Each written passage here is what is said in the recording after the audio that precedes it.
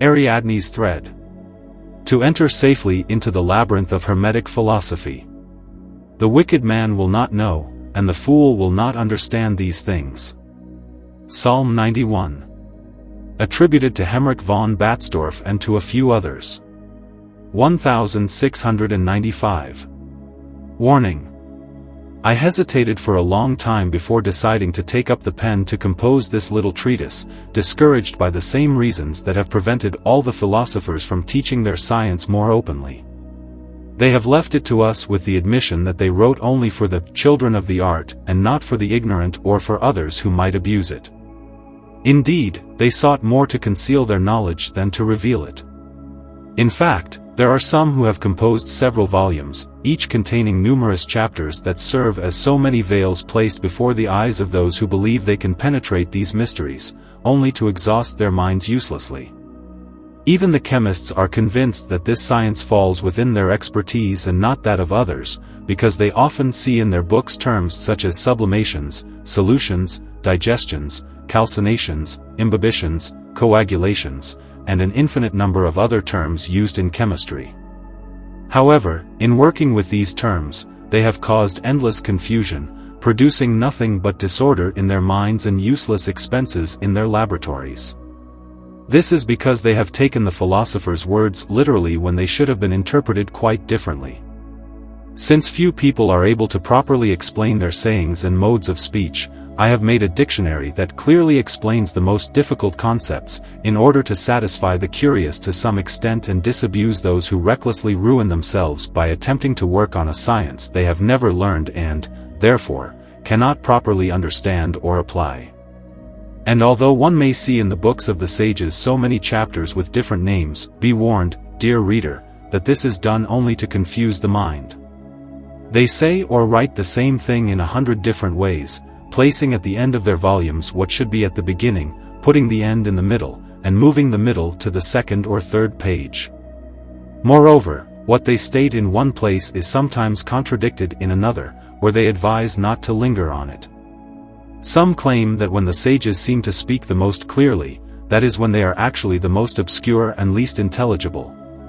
This has led many to say that, since these books are structured differently from others, they are merely playful works meant to amuse people with an imaginary science that has no foundation and promises only chimerical treasures.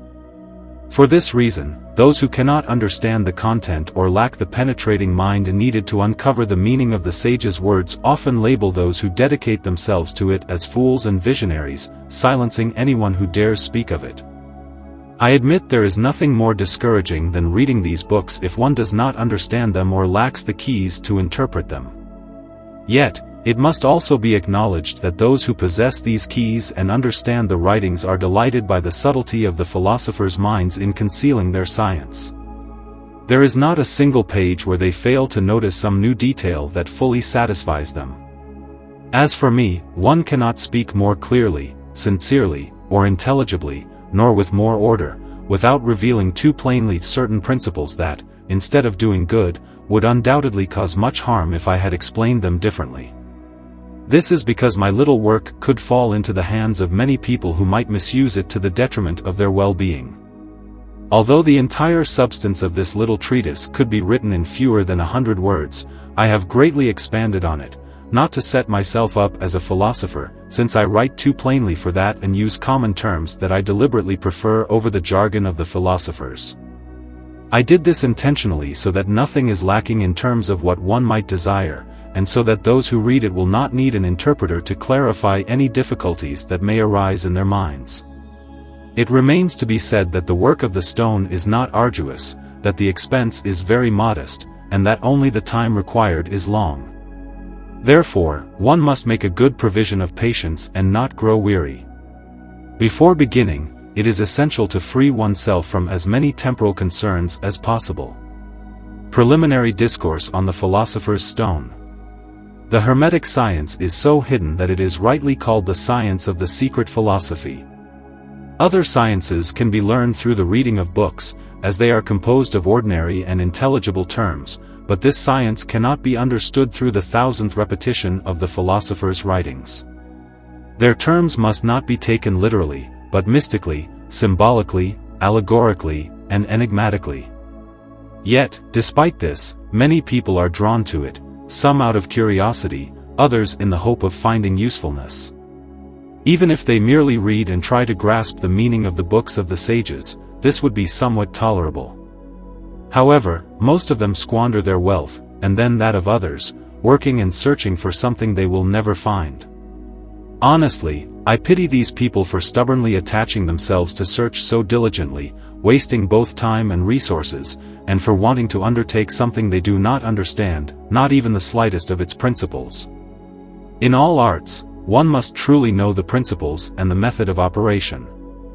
And yet, this art, which is the art of arts, they want to undertake without knowing its beginning, its progress, or the means to guide their work to a proper and reasonable end. This is therefore against common sense, for any prudent person must first learn the science, if they can, that is, the principles and the means of operation, otherwise, they will remain in ignorance, both of their own and others' knowledge. Now, I ask those who read this little book to trust my words. I say again, that they will never learn this sublime science through books, and that it can only be learned through divine revelation. That is why it is called the divine art, or through the guidance of a good and faithful master. And since very few have been granted this grace by God, there are few who teach it, as God does not want it to be known by many people, and those who know it must account for the integrity of their disciples. This is what led the sages to leave it veiled for posterity with various clouds and ambiguous and mystical terms, with comparisons, similarities, analogies, metaphors, fables, and various confusions, which they cleverly devised and used, never saying anything but the truth.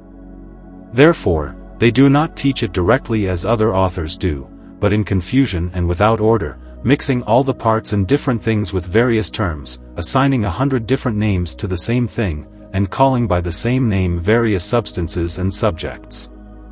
They give it different names according to the different colors or changes that occur during the progress of the work.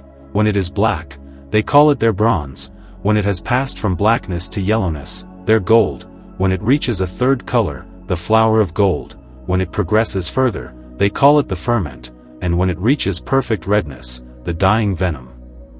The sages do not mince words, they openly admit themselves that they wrote only for the children of the science. And when they seem to speak most clearly, that is precisely when they are the least intelligible and the least credible. It is for this reason that the ignorant and the sophists, who work with the sulfur, mercury, and arsenic of the common folk, cling to these writings, but find nothing. They have written, they say, only to give to those who have, and take from those who do not, according to the saying of Scripture. To him who has, it will be given, and from him who has not, even what he has will be taken away from him. Matthew 13 verse 12, New Testament. They say that in their art, nothing is spoken vulgarly, hence, there is nothing more frustrating and repulsive than reading their books, because one cannot understand anything without having the proper keys to open the doors to their chambers, which number 3 main ones, in addition to a few others of lesser importance. These main keys are, the true matter, its preparation, and the regimen. All these seekers have never found these keys with the true artists, and they will not find them, without the 2 above-mentioned means. They have taught many regimens, although there is only one. They say, take this, take that, yet nothing should be taken or added, for nature contains within itself everything that is necessary. Also, one must not open the vessel that has been once sealed and closed until the artist has brought their work to its final perfection. They also often confuse the matter with their mercury, speaking of sublimation and naming it in various ways. They pretend to perform different operations, separations, and various weights, which they sometimes call one thing, sometimes another. They write many things they do not actually perform. For example, when they speak of the dissolution, distillation, descent, ablution, and calcination of the stone, they make a separate chapter for each, even though it is all a single operation, which they do not perform themselves, but nature alone, with the help of art, does. Some have not spoken of the beginning or the end of the work and have only discussed the middle, others have spoken only of the beginning, and some only of the end. If they have said anything about the other parts, it is so little that only the learned or those with the eyes of a lynx can notice it.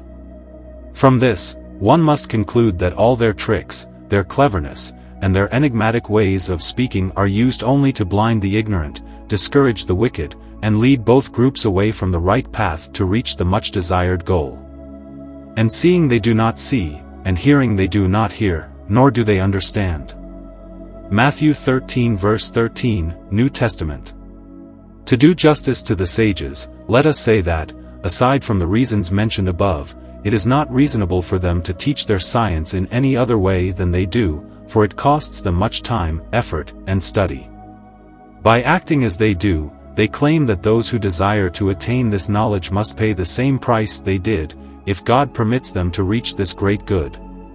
This is why they have urged their disciples, and those who know it, to keep the silence inviolable, to be prudent and wise according to their example, and to explain themselves only through ambiguous and enigmatic terms.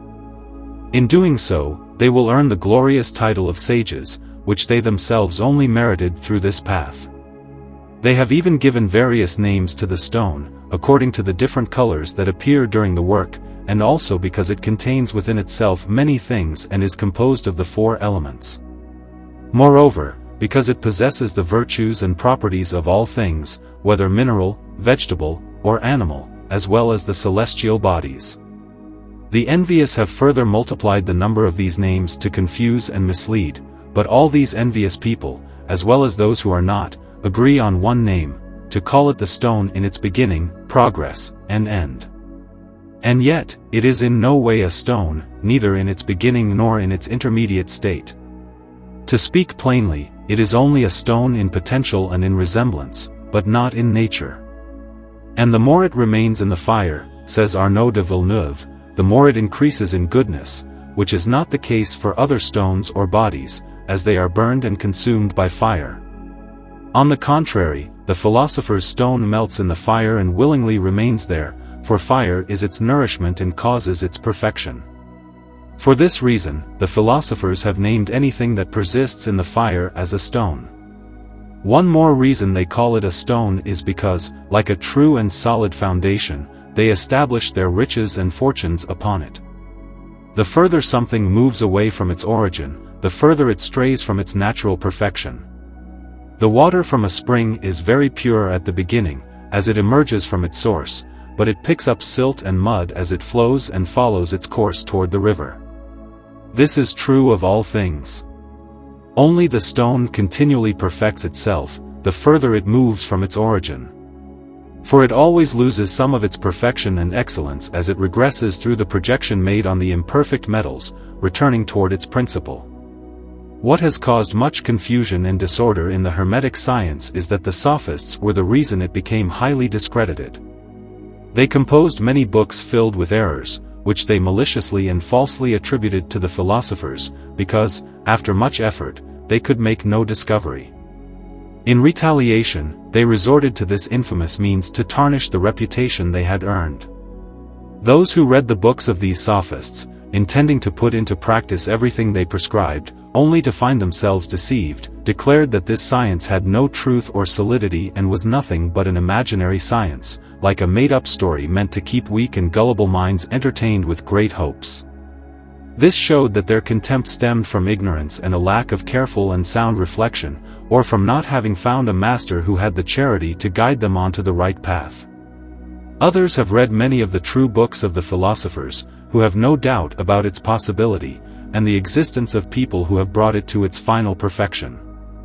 Yet they themselves believe they know it without having yet engaged in the work, claiming they can easily explain the words and ways of speaking of the philosophers.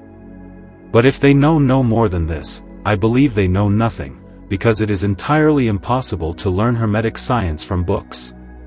Even though many things in these types of books are explained, they explain them according to their own understanding, not in accordance with the hidden meaning of the philosophers, which is very difficult to uncover without having the 3 main keys we spoke of above, especially since these books are written in mystical and non-vulgar terms. The work of the philosopher's stone is called, above all, the great work, and the divine work, because men cannot create anything more excellent or greater in nature, both to preserve their health and to enrich themselves. For this reason, it can rightly be called a gift from God, which he gives to whom he pleases, as he did to Hermes and a few others who are in a small number. It is the order of God's providence that the more exalted and excellent something is, the fewer the people who are granted it. Only a few chosen souls, detached from the affections for the riches and vanities of the world, possess this great good and use it to help the poor. Few whom fair Jupiter has loved, or burning virtue has raised to the heavens. Metamorphoses by the Roman poet Ovid. Those of such elevation are so rare that one can almost say they do not exist, because they perform works of a supernatural cause that makes them capable of such great good, and of using it well for his glory and the relief of the poor. For in this way, they become the treasurers of divine providence, to whom God inspires his will to carry it out, or presents them with opportunities to do so. That is why the sages have said, either he finds the sacred, or he makes it sacred. From this, it must be concluded that those who, by some occasion, learn part or all of this science, are hindered from succeeding by the angels or by the demons, because they would misuse it and employ such great treasures against the will of God and to the loss of their souls. It is also called a divine work during the part of the process where the soul of the stone is joined to its body, because this is done in a moment and depends solely on God and on nature, in which God operates, as we will explain later. It is also called divine because it is the form and figure of God's marvelous works towards mankind and contains within it all the excellent virtues of everything in the world. How admirable are your works, O Lord! Your thoughts are exceedingly deep. Psalms. It is therefore believed that this science is a gift from God, given to only a few individuals due to its excellence, which surpasses human understanding and goes beyond its capacity. Although some philosophers have called it a child's play or women's work, this should be understood in the context after the philosopher's mercury has been prepared and extracted from the body where it was contained. From that point on, it must simply be guided with the sun and the moon through one process to another, transforming from a crude quality to a more subtle and spiritual one. The method of performing it, and of this extraction, is also beyond what human understanding could have conceived. God gave it to a few philosophers so that they could use it for his glory, and so that they could know a spark of his greatness and power, which can accomplish many things beyond nature. It would be as if a virgin would give birth, as God would become man, and other such wonders that the Christian faith teaches us. Since the philosopher's stone is a gift from God, and its regimen as well, without God's permission, nature and art cannot produce it. But God allows secondary causes to act freely. Nature cannot make it on its own, because it always works simply and has a limited power that it cannot surpass. Art also cannot do anything by itself, nor can it give the proper weights and proportions to things, as this surpasses its strength and knowledge. However, when nature is joined with art, and they work together, it is raised to such a perfection that it exceeds the imagination, and it acquires an almost infinite power. And yet, it must be understood that they cannot do anything without the philosopher's mercury, which is the foundation and base of the entire work. This is why the sages particularly strove to hide it. Some even did not want to speak of it in their books, others mentioned it briefly and so succinctly that one hardly notices it. There are even those who wrote an entire book about it, but with so much obscurity that only those who truly know and understand it can comprehend its meaning. We will speak of it more clearly than they did, for the consolation of the children of the science.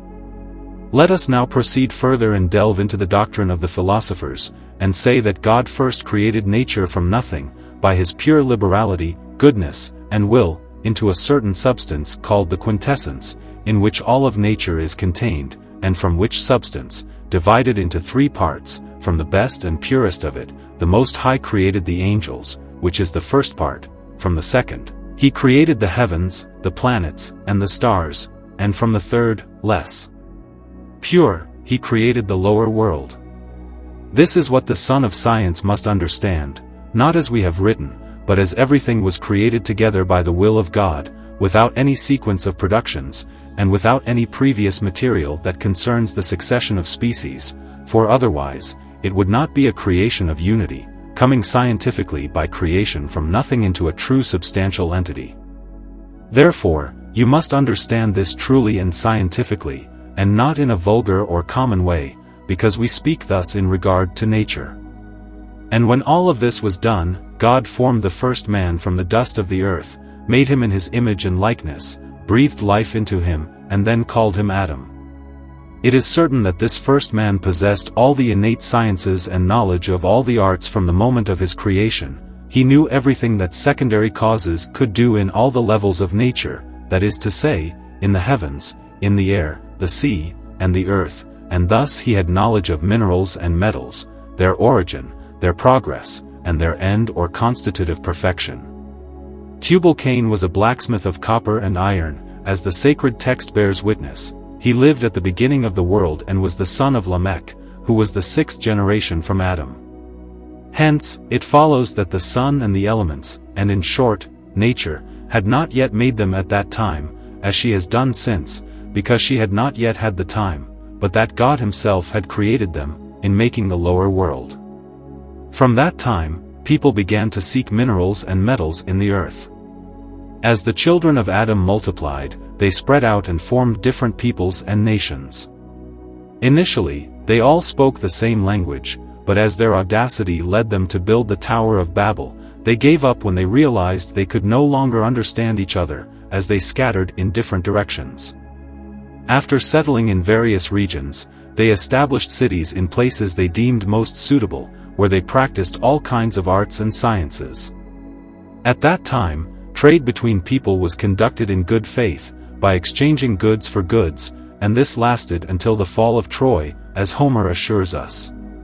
But when dishonesty began to creep among men, and metals became more common, the idea of making money was conceived.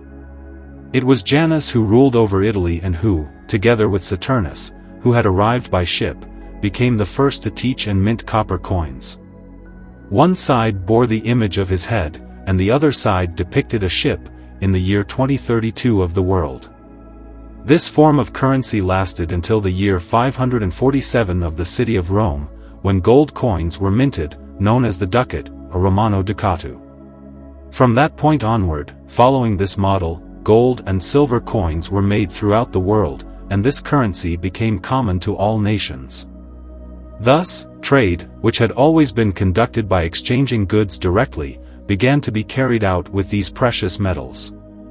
These metals became the price of all things and the object of human greed, the desire and the goal of avarice.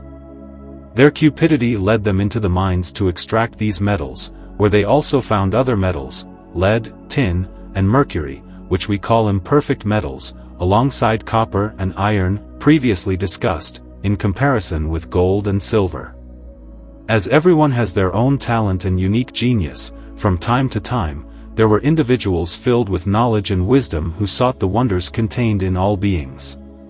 Hermes Trismegistus, who is most commonly believed to have lived during the time of Ninus in the year 2072, delved so deeply into the profound secrets of nature that he was called the great philosopher and the father of alchemy and the transmutation of metals. His science has passed from hand to hand until it reached us, and throughout the centuries, there have been people who possessed this sublime knowledge and left us particular insights in their works.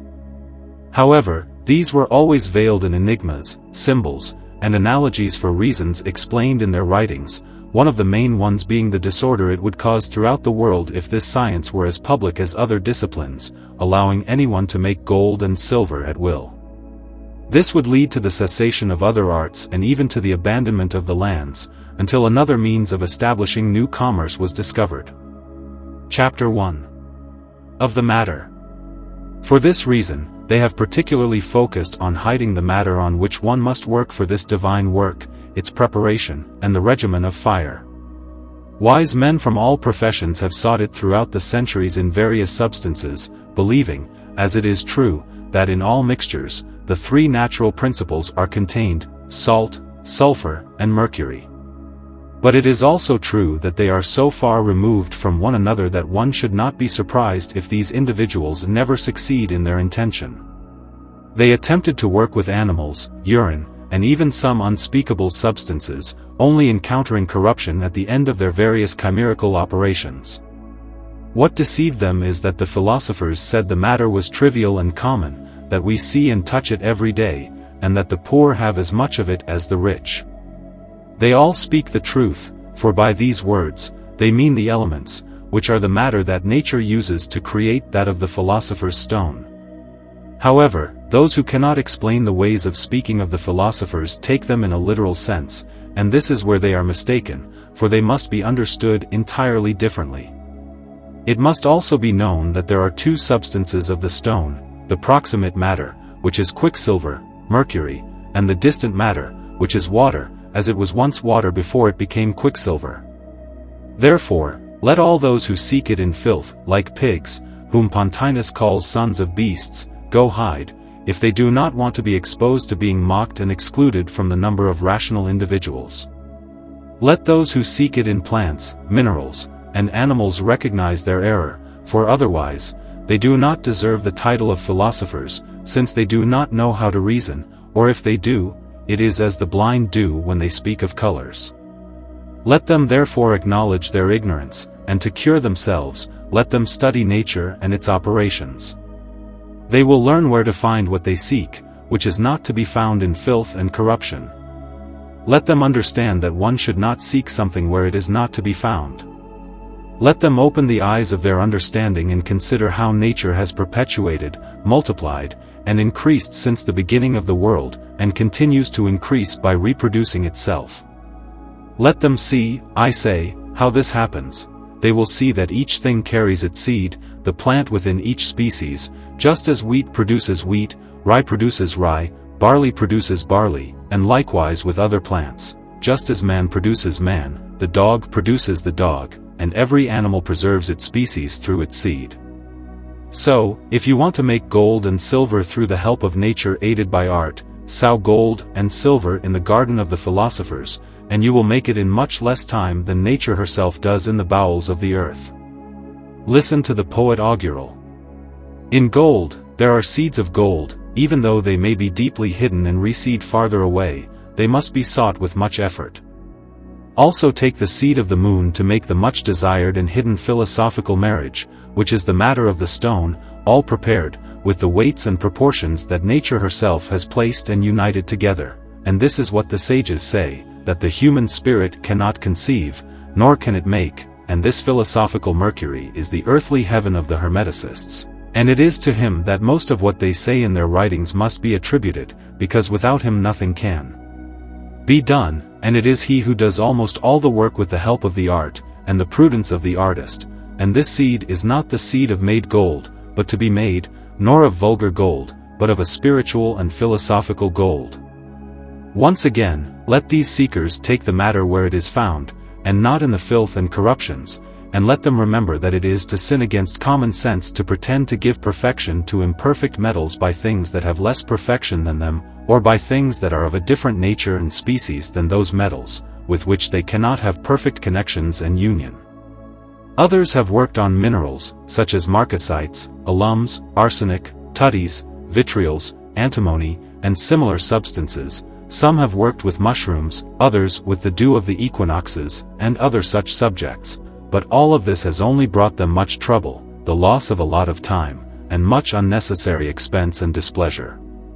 Others, more reasonable, have worked with metals, but they used various strong and corrosive acids to dissolve them, without considering that all these waters are destructive, that they spoil, infect, and poison the metallic substances, and thus, to build and create a work, they employ contrary substances, which is also against common sense. Any man who uses corrupting and burning substances will always be regarded as blind in this science, but one must use a pure substance, which endures the fire without combustion. It is true, according to all the good authors, that the true matter of the philosopher's stone must be of metallic root, thus, all those who work on other matters, and on distant materials, will never make the great work, although the three natural principles are found in all mixtures, because this is too far removed, and the various preparations used in them destroy and are not in conformity with the simplicity with which nature works and carries out its operations. This is particularly and expressly ordered to be done by the philosophers, and that the closest matter, and that which is of the same nature as what we intend to make, should rather be chosen over any other, since it requires neither so many preparations nor operations, nor such a long and dangerous journey. To understand this well, it must be known that all metals are made and procreated in the earth by nature alone, and from a single and the same mercury, which it makes and animates with a single and the same sulfur, but the obstacles it encounters along the way, which are the impurities of the matrices or veins of the earth through which it pushes its mercury and sulfur, specify each metal in the earth by a special providence of God, who has deemed them necessary for various uses for the convenience and utility of men. This is why they are all called imperfect metals, as if to say they are not made, nor completed, but still to be perfected, and thus they always desire and await perfection, being on their way to acquire it, which they can only achieve through the elixir or the perfect stone, whether white or red, because they are dead the moment they are detached from the mine, but the elixir is alive and animates the mercury of all the metals, being their seed, and it creates a kind of resurrection similar to that which occurs with the various seeds of plants. The first matter of metals is, therefore, quicksilver and sulfur, which are not so in their nature, but altered. Thus, the first matter of metals is properly a viscous and humid vapor, which contains in itself the nature of quicksilver and sulfur. From this it follows that anything from which such a viscous vapor, similar to the one from which metals are procreated in the earth, can be extracted, may be the matter from which the elixir or medicine that perfects the imperfect metals must be taken, which, however, cannot be done unless this same thing is putrefied by a long digestion and decoction and is raised to another nature. The curious ones of this science, having read the books of the philosophers and learned that the stone was mineral, vegetable, and animal, have worked on these various subjects, as we mentioned earlier. It is true that they call it vegetable when the greenness appears, and they named it animal when the soul is joined to its body and spirit, because they say that at that moment it is animated, but these gentlemen did not consider that these terms are used comparatively, for the stone does not have a life like that of plants or animals, but one must interpret this according to the above-mentioned sense of the sages. And even though when the stone is perfected in white or red, it is a medicine for minerals, vegetables, and animals. Metals do not grow, because precisely they have no life. They do not nourish themselves either, because having only simple being, they cannot produce or generate by themselves, and when it is said that metals are dead, it is a way of speaking which means that they are detached from the mine where they had a kind of life, or a life in similarity through the means of a spirit that attached itself and joined them through the exhalations that nature sent them from the center of the earth. A curious person can enter the mines, and there contemplate carefully what is done, to truly understand the secrets of nature. There they will see how metals are formed, and they will learn that the illnesses of imperfect metals are nothing but an excess moisture adhering to the mercury, and a combustible sulfur adhering to the natural and incombustible sulfur, which we mentioned above as the impurities of the matrices or veins of the earth. To sum up. Chapter 2. Minerals and Metals. Mineral bodies are particularly distinguished into two parts, namely the metallic part, that is, the metals, which are primarily made of mercury, and are called great minerals, such as gold, silver, copper, tin, lead, iron, and quicksilver.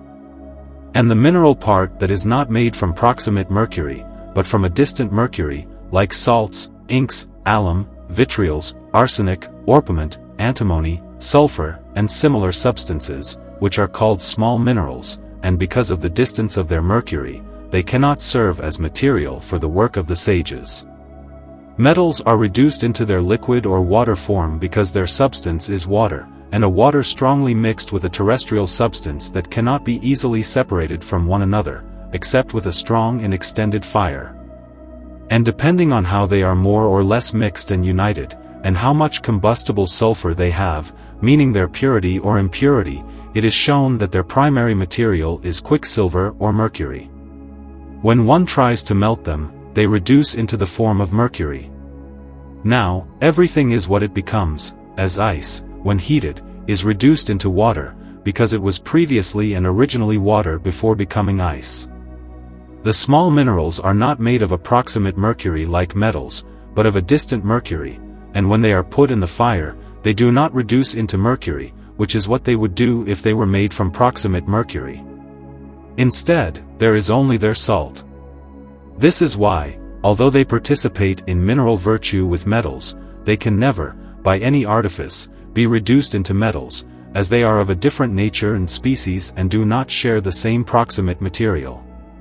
From this, it must be concluded that these small minerals cannot perfectly unite with metals, and cannot give any permanent tincture, because only the same nature and the same species can perfectly unite.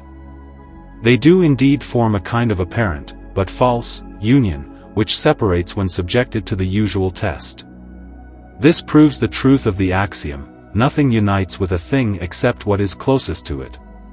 And when one seeks to unite two things of different natures and species, one naturally drives out the other, or nature produces only monsters and falsities forbidden by the laws. If these foreign bodies could give a fixed and permanent tincture, they would give to their own and not that of the sun or the moon, because each thing produces its like.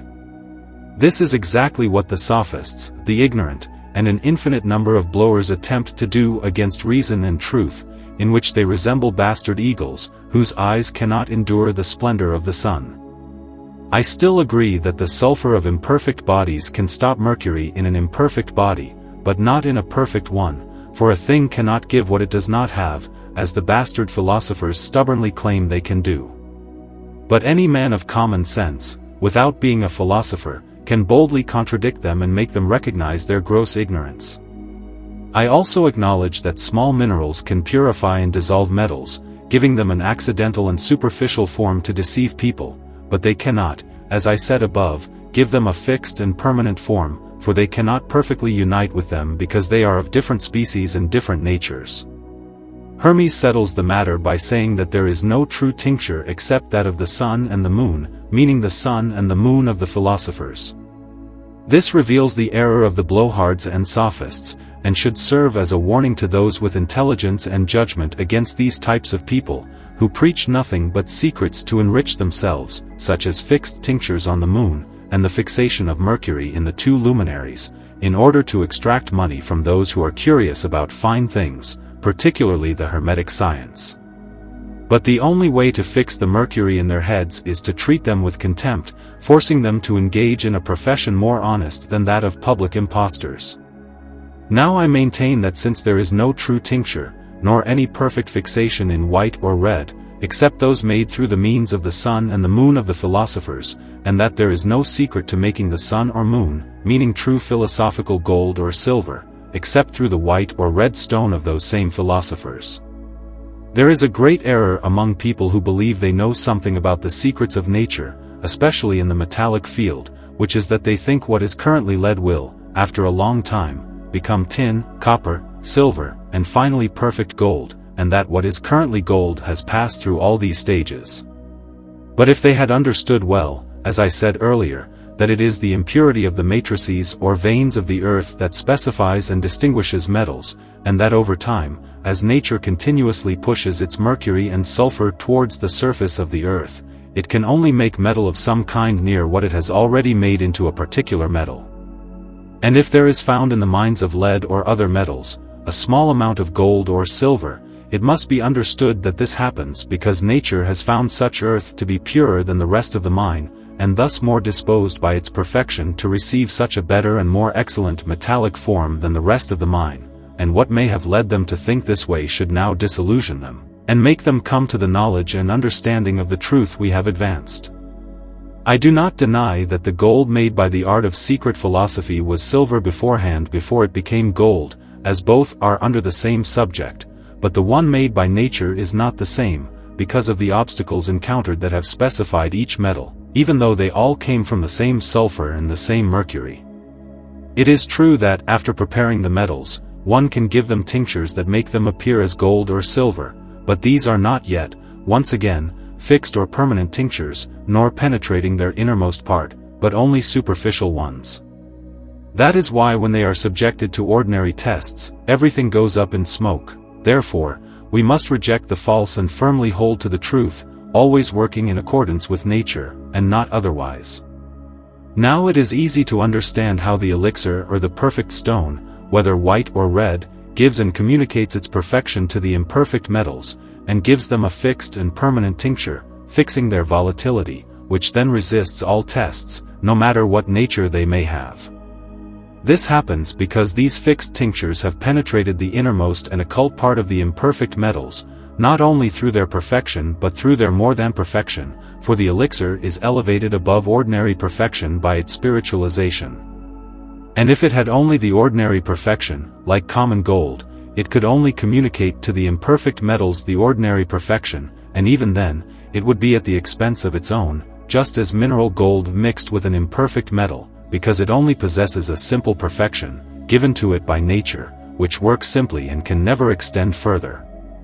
The great extension of the elixir's perfection is therefore communicated to the imperfect metals, in proportion to its elevation when it is projected onto them, and when they are reduced to a mercurial form, that is, when they are melted if they are soft metals, but if they are hard, one need only ignite them and do as will be explained later when we discuss projection.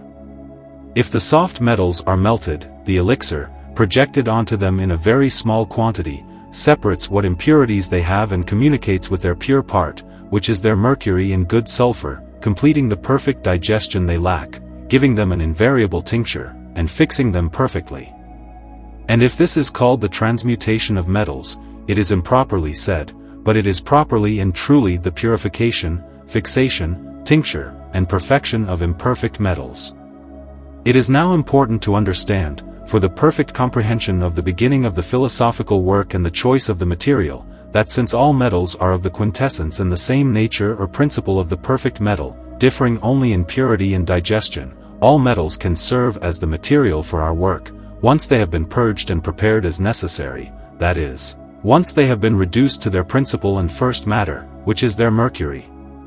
Many people have made a mistake by working with ordinary mercury, thinking it to be among the metals, and it seems to be a more ready and convenient material than the others. They have, I say, made a mistake, because it is entirely volatile and has nothing fixed about it. For the material proper and suitable for making the great work must necessarily be partly fixed and partly volatile. Thus, common mercury can only serve to receive the projection of the perfect elixir, as it is of the quintessence, of the nature, and of the number of the metals. Therefore, one must extract the mercury from the metal, which is its quintessence, and by this means, you will have the proximate material for the work of the philosophers, because it is made philosophical mercury, that is, purified, prepared, and extracted from the metallic root by the art of philosophy, which rejects all strong waters. Or you will be as it is said in the book of the Golden Fleece.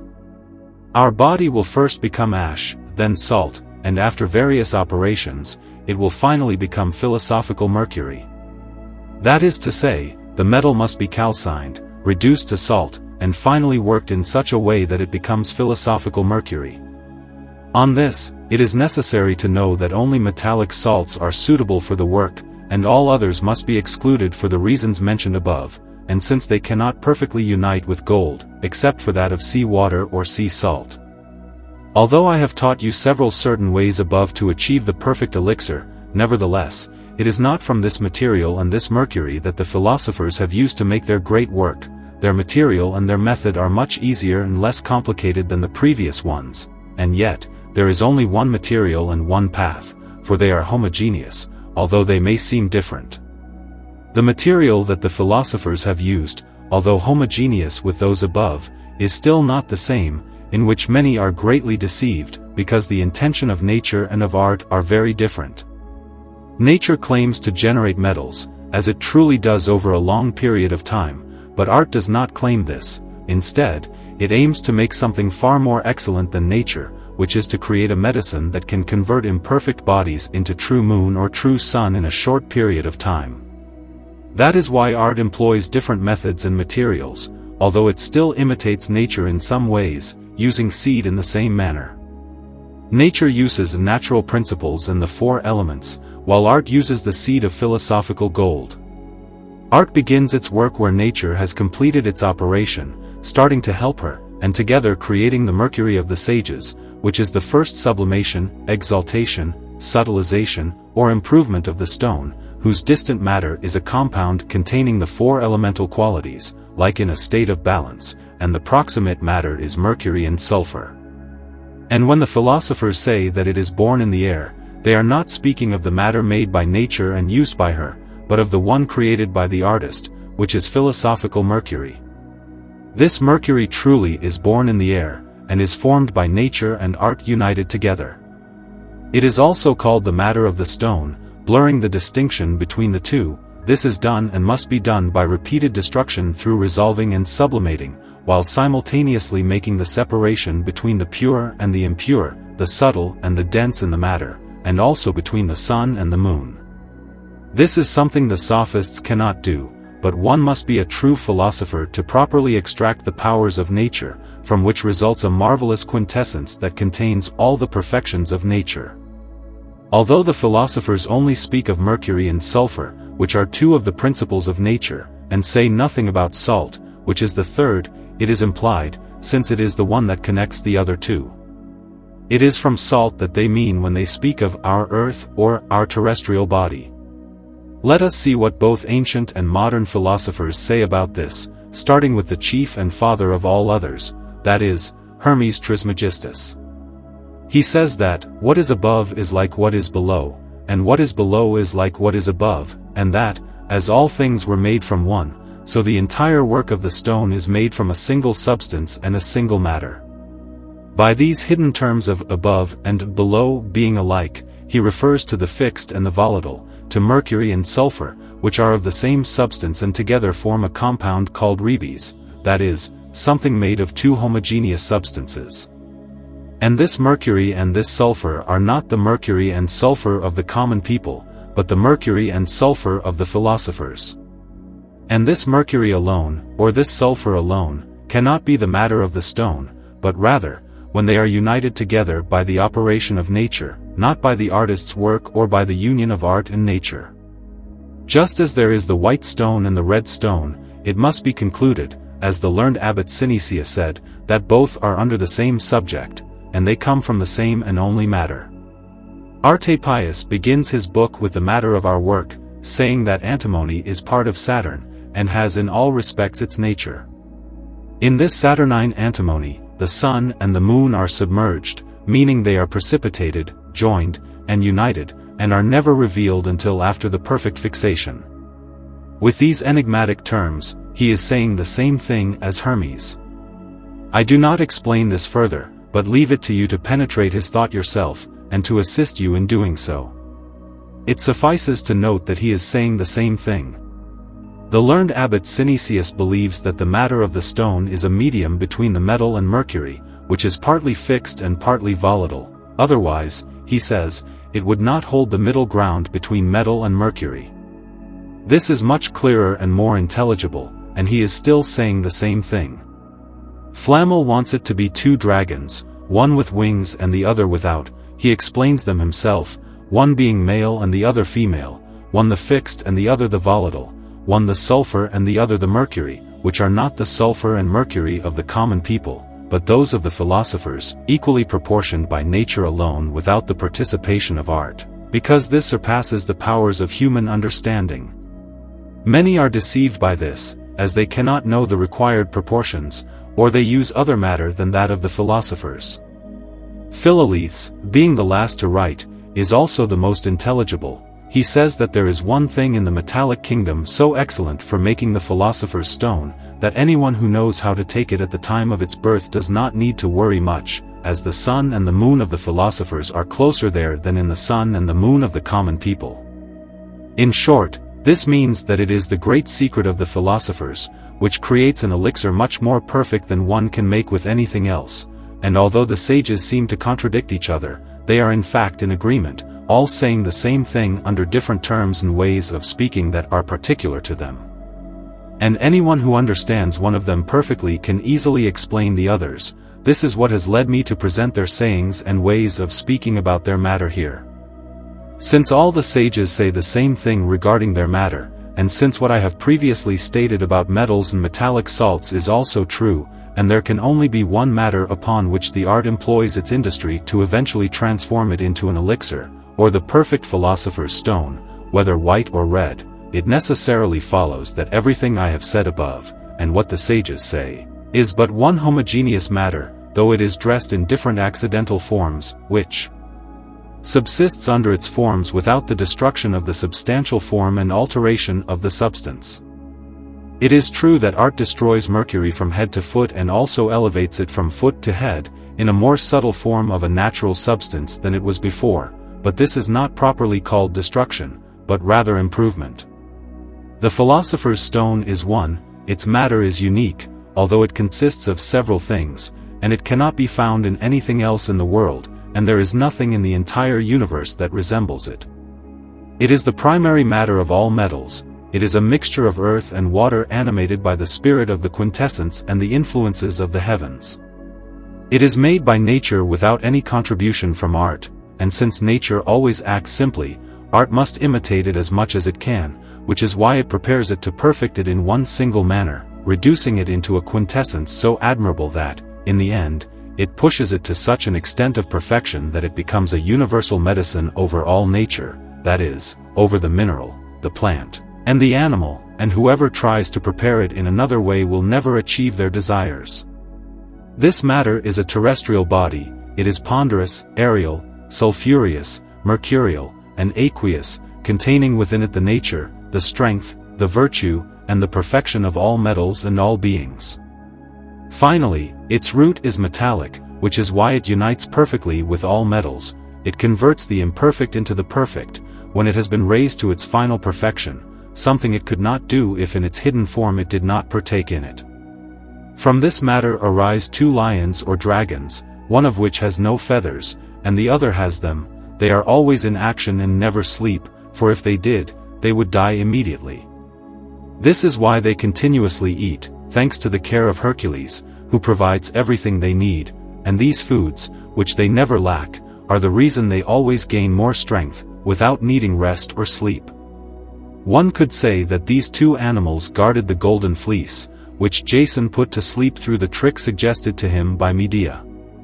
And even though this matter consists of two natures, it is not hermaphroditic, despite what some may say, because it is simply one homogeneous nature.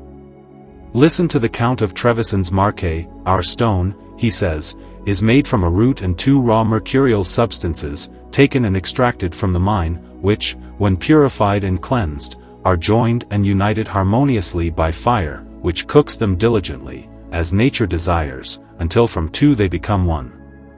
And this one, made from two, is similar to the matter that nature uses in the earth to procreate metals, despite all contrary opinions and the various names that are given to it, which do not prevent it from being one single thing. In this matter, says Zacher, all the magisterium is contained, to which we add nothing external, nor do we subtract anything from it, but we only remove what is superfluous in the preparation. And it is important to be cautious not to use any material that the philosophers have used for comparison, such as when they say, take white arsenic, quicksilver, and similar things. And if you add something external, that is, something not of the same nature, it will corrupt and destroy your entire work, and deprive you of your desires. This matter is vile to those who know the art, in comparison to the great treasure they possess, as if they did not possess it, always remaining within the limits of its birth. And when they say that the matter is vile, it is not to say it is of low value, for it takes its origin from the sun and the moon, which are its father and mother, and the earth its nurse, as Hermes says. This matter is both vile and precious at the same time, vile because it has a terrestrial body, and precious because it contains everything that is excellent and perfect in all creatures. Bonus says that this matter is composed of both body and spirit, that the spirit is of mercurial and volatile nature, and its body is of fixed nature. Thus, it is the quicksilver of the philosophers, and their sun and moon. Therefore, the union of these two is necessary in this art, for they must be reduced to their first matter through the quicksilver of the philosophers, that is to say, they must be converted into a viscous water, which is best accomplished by the quicksilver of the sages, which easily accomplishes this. One must not understand this as referring to the sun and the moon, or to the mercury of the vulgar, says Rosarius, but to our stone, which contains the nature and properties of these three things. And this reduction to first matter is called the dissolution of the stone, from which it must be concluded that the stone is composed of two things, namely, body and spirit. The spirit sublimates by itself, but not the body, unless it is incorporated with the spirit. And this dissolution into water is not properly dissolution, but liquefaction, like wax, and like that of salt, which occurs when it is exposed to air or moisture. This dissolution is done to reduce the earthly body to its first matter, so that the spirit and the body are inseparably united, made one, and take the same color. It is done to reduce the body to the quality of the spirit, and thus the body merges with the spirit without ever separating from it, just as water mixes with water. That is why the body rises in the beginning with the spirit, and in the end, it is fixed with the body. It is done to subtilize the bodies with the spirits, and to push both of them further toward such a great spiritualization that they become all spirit. That is why the dissolution is absolutely necessary in order to reach sublimation, and thus dissolution is the first sublimation of the stone. Finally, it is done to extract or draw the soul from its body, which contains the white and red tincture hidden beneath the white, in order to unite the soul, now made spiritual, with its spirit so that it can give life to its body. This dissolution is done with its water, which is a mercurial water, for the stone is all mercury, and a mercury that contains naturally within itself its own sulfur. Although the philosophers have spoken in their writings about the entire work of the stone, each of them has left some parts unsaid or only mentioned them in passing.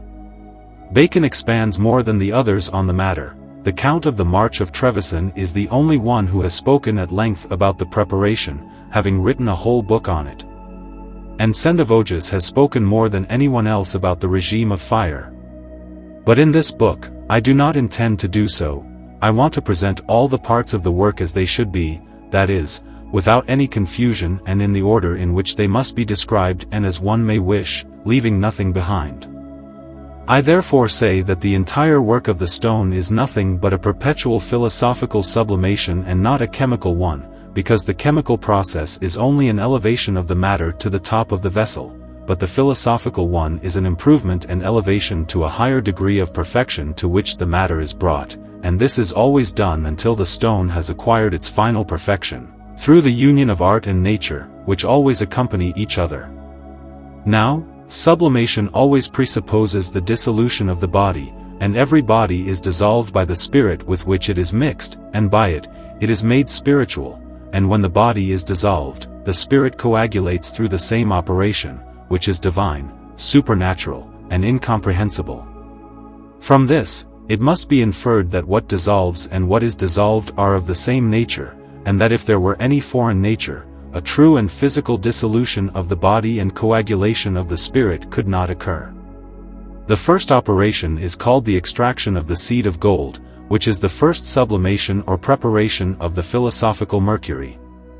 In this seed, gold acquires the power to multiply through the means of art, and thus it is the subject of the matter that the artist must choose to perform the work, from which he can draw the form of the seed of the stone.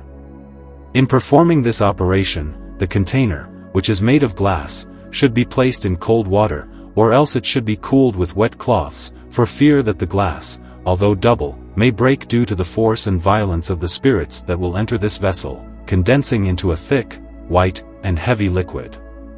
And since nature generates all things by the male and the female, and multiplies them by the same method, and since art must imitate nature, this seed of gold will be the agent and the male, and mercury will be the female of the same species and origin.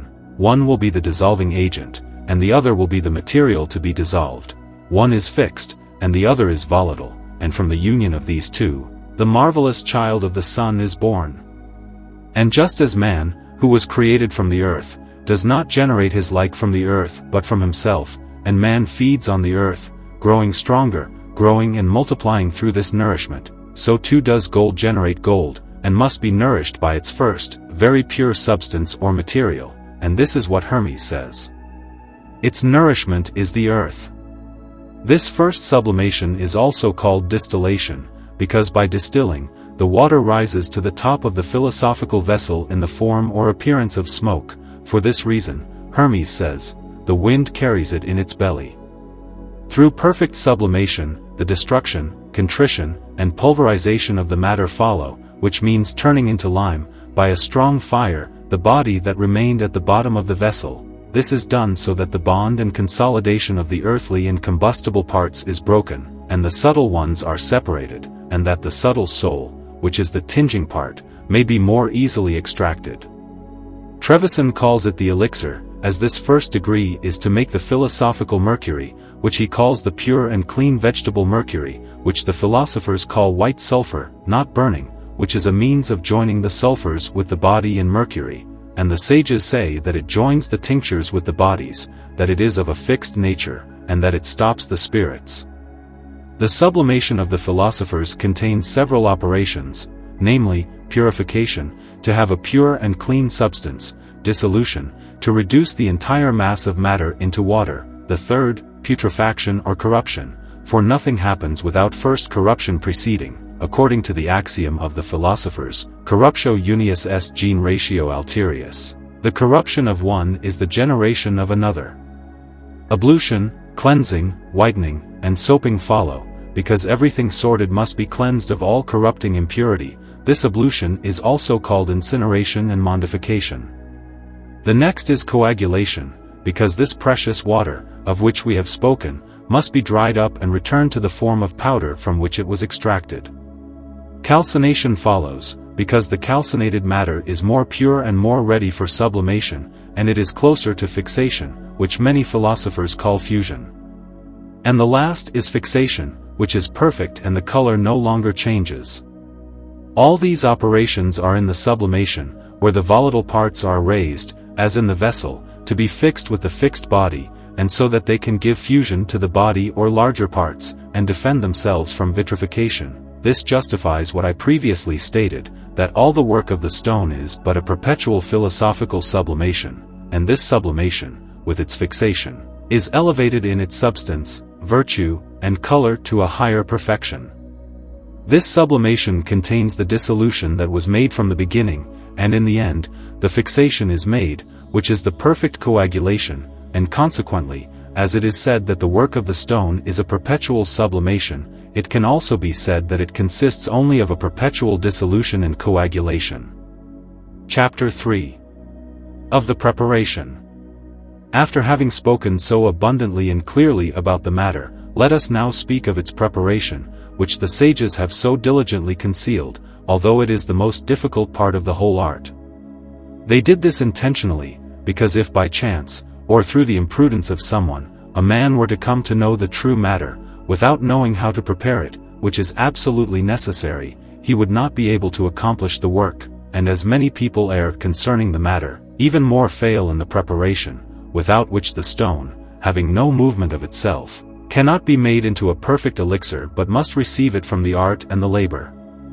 These preparations, purifications, and refinements are not common, but philosophical, and the artists cannot perform them by methods contrary to nature, and he who employs such methods destroys his work, because he must imitate nature and assist her, as he must work with her, not force her, that is to say, he must not use corrosive acids in the preparation to dissolve, as they are corrosive and corrupt the substance of the bodies, for the more these acids corrode and corrupt, the more they move the matter away from the nature of metals. But the dissolutions that are done properly are done by quicksilver, that is to say, by the water of the philosophers, which only corrupts the outer form of the bodies that are dissolved, but not the substance, since it has within it a virtuous humidity that dissolves them kindly and without harm, and which is stronger than fire, in that it makes from the body of gold a pure spirit, something that fire cannot do, as the Torb says. The preparation is made and must be made by repeated destruction, in resolving and sublimating, and in separating the pure from the impure, the thick from the subtle, as the philosopher says, at the same time as mixing the sulfur and mercury, the sun and the moon together, without losing any time for fear of the dissipation of the spirits, without which nothing can be done, having no hands. But it is to the hands of the artist that this operation is entrusted.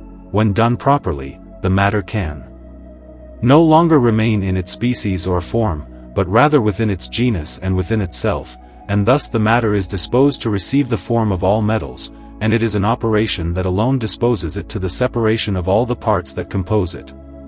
When the animal has taken in food and it is afterward digested by natural heat, nature carries out the separation of the pure from the impure within the said food. The impure and coarse matter is expelled, while the pure and subtle part is retained and converted into chyle, which is then distributed to all parts of the body. It is somewhat the same in this operation performed by the artisan, because nature could not accomplish it, etc.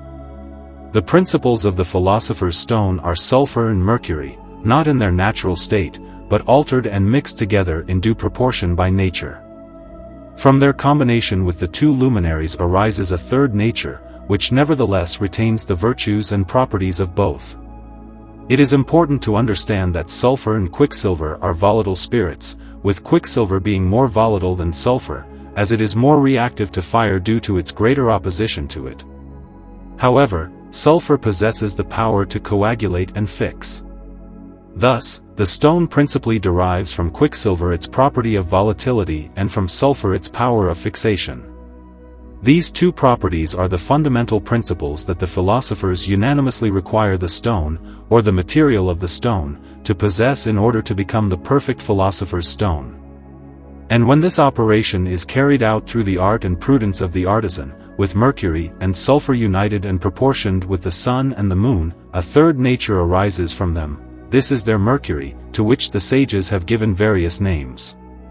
They have called it sea water, because there is more water than sea in it, and because, from its fiery nature, it acquires subtlety, bitterness, and foulness. It is named cloud water, yet permanent water, since ordinary cloud water does not endure fire but instead evaporates and vanishes. Hermes calls it the dragon's tail, because the dragon, being the body or the earth, devours and drinks it entirely, and this dragon represents the fixed substance. They call it their golden water and talc water, for it contains, in potential, the substance of both luminaries. They refer to it as their mineral and corporeal mercury, their animated mercury, the double mercury, the metallic mercury, the essential mercury, without which nothing can be accomplished. It is also named water of life, celestial water, sweet water, antimonial and mercurial water, holy water, venomous water, foul water, water of waters, ponderous water, because, being metallic, it is heavier than all other waters. They have given it an infinite number of other names, not only to conceal it from the ignorant and the wicked but also because of its excellence, and there is not a single one of these names that does not suit it perfectly.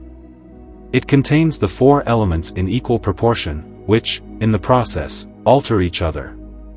At last, despite their natural tendency for mutual conflict, they achieve such perfect balance, such profound peace and harmony, that they become one and the same thing. This thing is a remedy for all ailments, bringing relief to all of nature. But before it has been worked upon, it is a water that does not wet, a fire that does not burn. It is a water that does not fear fire, a fire that is not extinguished in water but rather persists within it without alteration. It is a gentle dissolver of all bodies, even the hardest stones. It dissolves, calcines, sublimes, coagulates, and perfects itself. It is the dissolvent and the aqua fortis of the philosophers. It is a proteus and a chameleon, changing into all colors until it reaches the perfect red. The reason for this is that it contains the mercury and sulfur of the sages, which are the true dissolvers of all metals and can only be found within metals. This mercury easily congeals common mercury, but it does not fix it. To achieve fixation, it must be joined with the sun and the moon, that is, it must be cooked and reduced into the perfect elixir, either white or red. It does not matter which it is joined with, as long as it is fixed. Geber says that this mercury is a gum more noble than pearls and precious stones, and that those who attempt the work without it are like those who try to climb to the top of a tower without a ladder and fall to the ground at the very start. This refined mercury is called permanent water, which resists fire when united with its body. Without this union, it would not be permanent. The reason for its permanence is that it is generated in fire and by fire, so one might say that fire is its father, though in truth, it is only its nourishment. It is this life-giving moisture of the stone, its very life and resurrection. It dissolves and congeals all things, it is that which tinges and is in turn invariably tinged, for it is animated by a vital heat. This is why its tincture is permanent and cannot be erased. The philosophers have concealed the method of its preparation, for it is the principal key to the entire work and their magistery. This water is the spirit of bodies, converted into the nature of quintessence, granting virtue to the stone. Before the stone is worked upon, it divides into the corporeal and the spiritual, one emerges from the other, and each perfects the other. One is masculine, the other feminine. The philosopher's quicksilver is the radical moisture of the stone, the magnesia is the entire compound in which this moisture resides. This moisture is unlike other moistures that flee from fire because it consumes them, on the contrary, this one rushes toward it.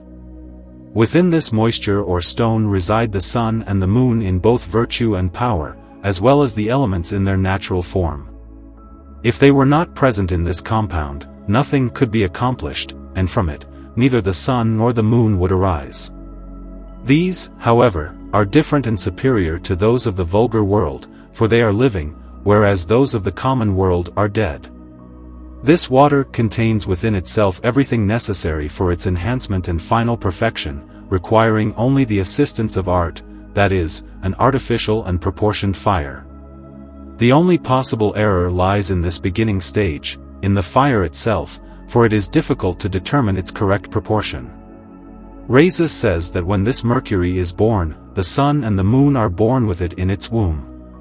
In the end, there are so many wonders contained within this mercury that it holds not only the entire perfection of metals but also all the perfections of all beings, both superior and inferior, in short, the perfection of all nature.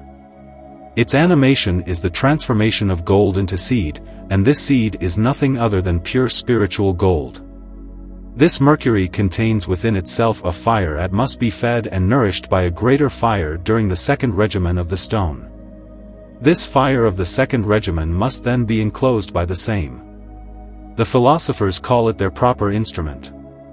This mercury is of earth and water, and it is placed into the egg, fresh and whole, with all its blood, that is, with all its spirits. For this reason, it must be sealed as quickly as possible with the most suitable seal of Hermes, which will be discussed later, so that it may be sublimated and exalted to the nature of air and fire, as Arnauld de Villeneuve has said. Let chemists, then, cease searching for dissolvents other than this one, which is the true universal dissolvent, capable of dissolving all bodies, no matter how hard, gently, pleasantly, and without alteration or corrosion. Let them no longer distill 60 barrels of well water just to make a single one. Let the sophists abandon their foolish imaginations in their search for something suited to their designs. And let both groups stop exhausting themselves trying to create it from various substances and different drugs. All their dissolvents will never be true dissolvents capable of dissolving bodies radically, without corrosion or alteration. Let them therefore study and seek the means to create this divine dissolvent, which so perfectly dissolves all bodies, no matter how hard, and which dissolves itself in turn. This marvelous mercury contains within itself everything that is perfect in the world, it is the very summary of the wonders of God. It is both corporeal and spiritual, it is a spirit and partakes of spiritual natures. When, through wondrous skill, one has drawn this mercury from the place where nature had hidden it, even though it may still contain many superfluities, nothing should be separated from it. Those who claim that it contains phlegm or impurities that must be removed are not well versed or skilled in this art, for the philosopher's fire transforms all of these into a pure and fixed spiritual substance. No philosopher has ever taught this except Pontanus.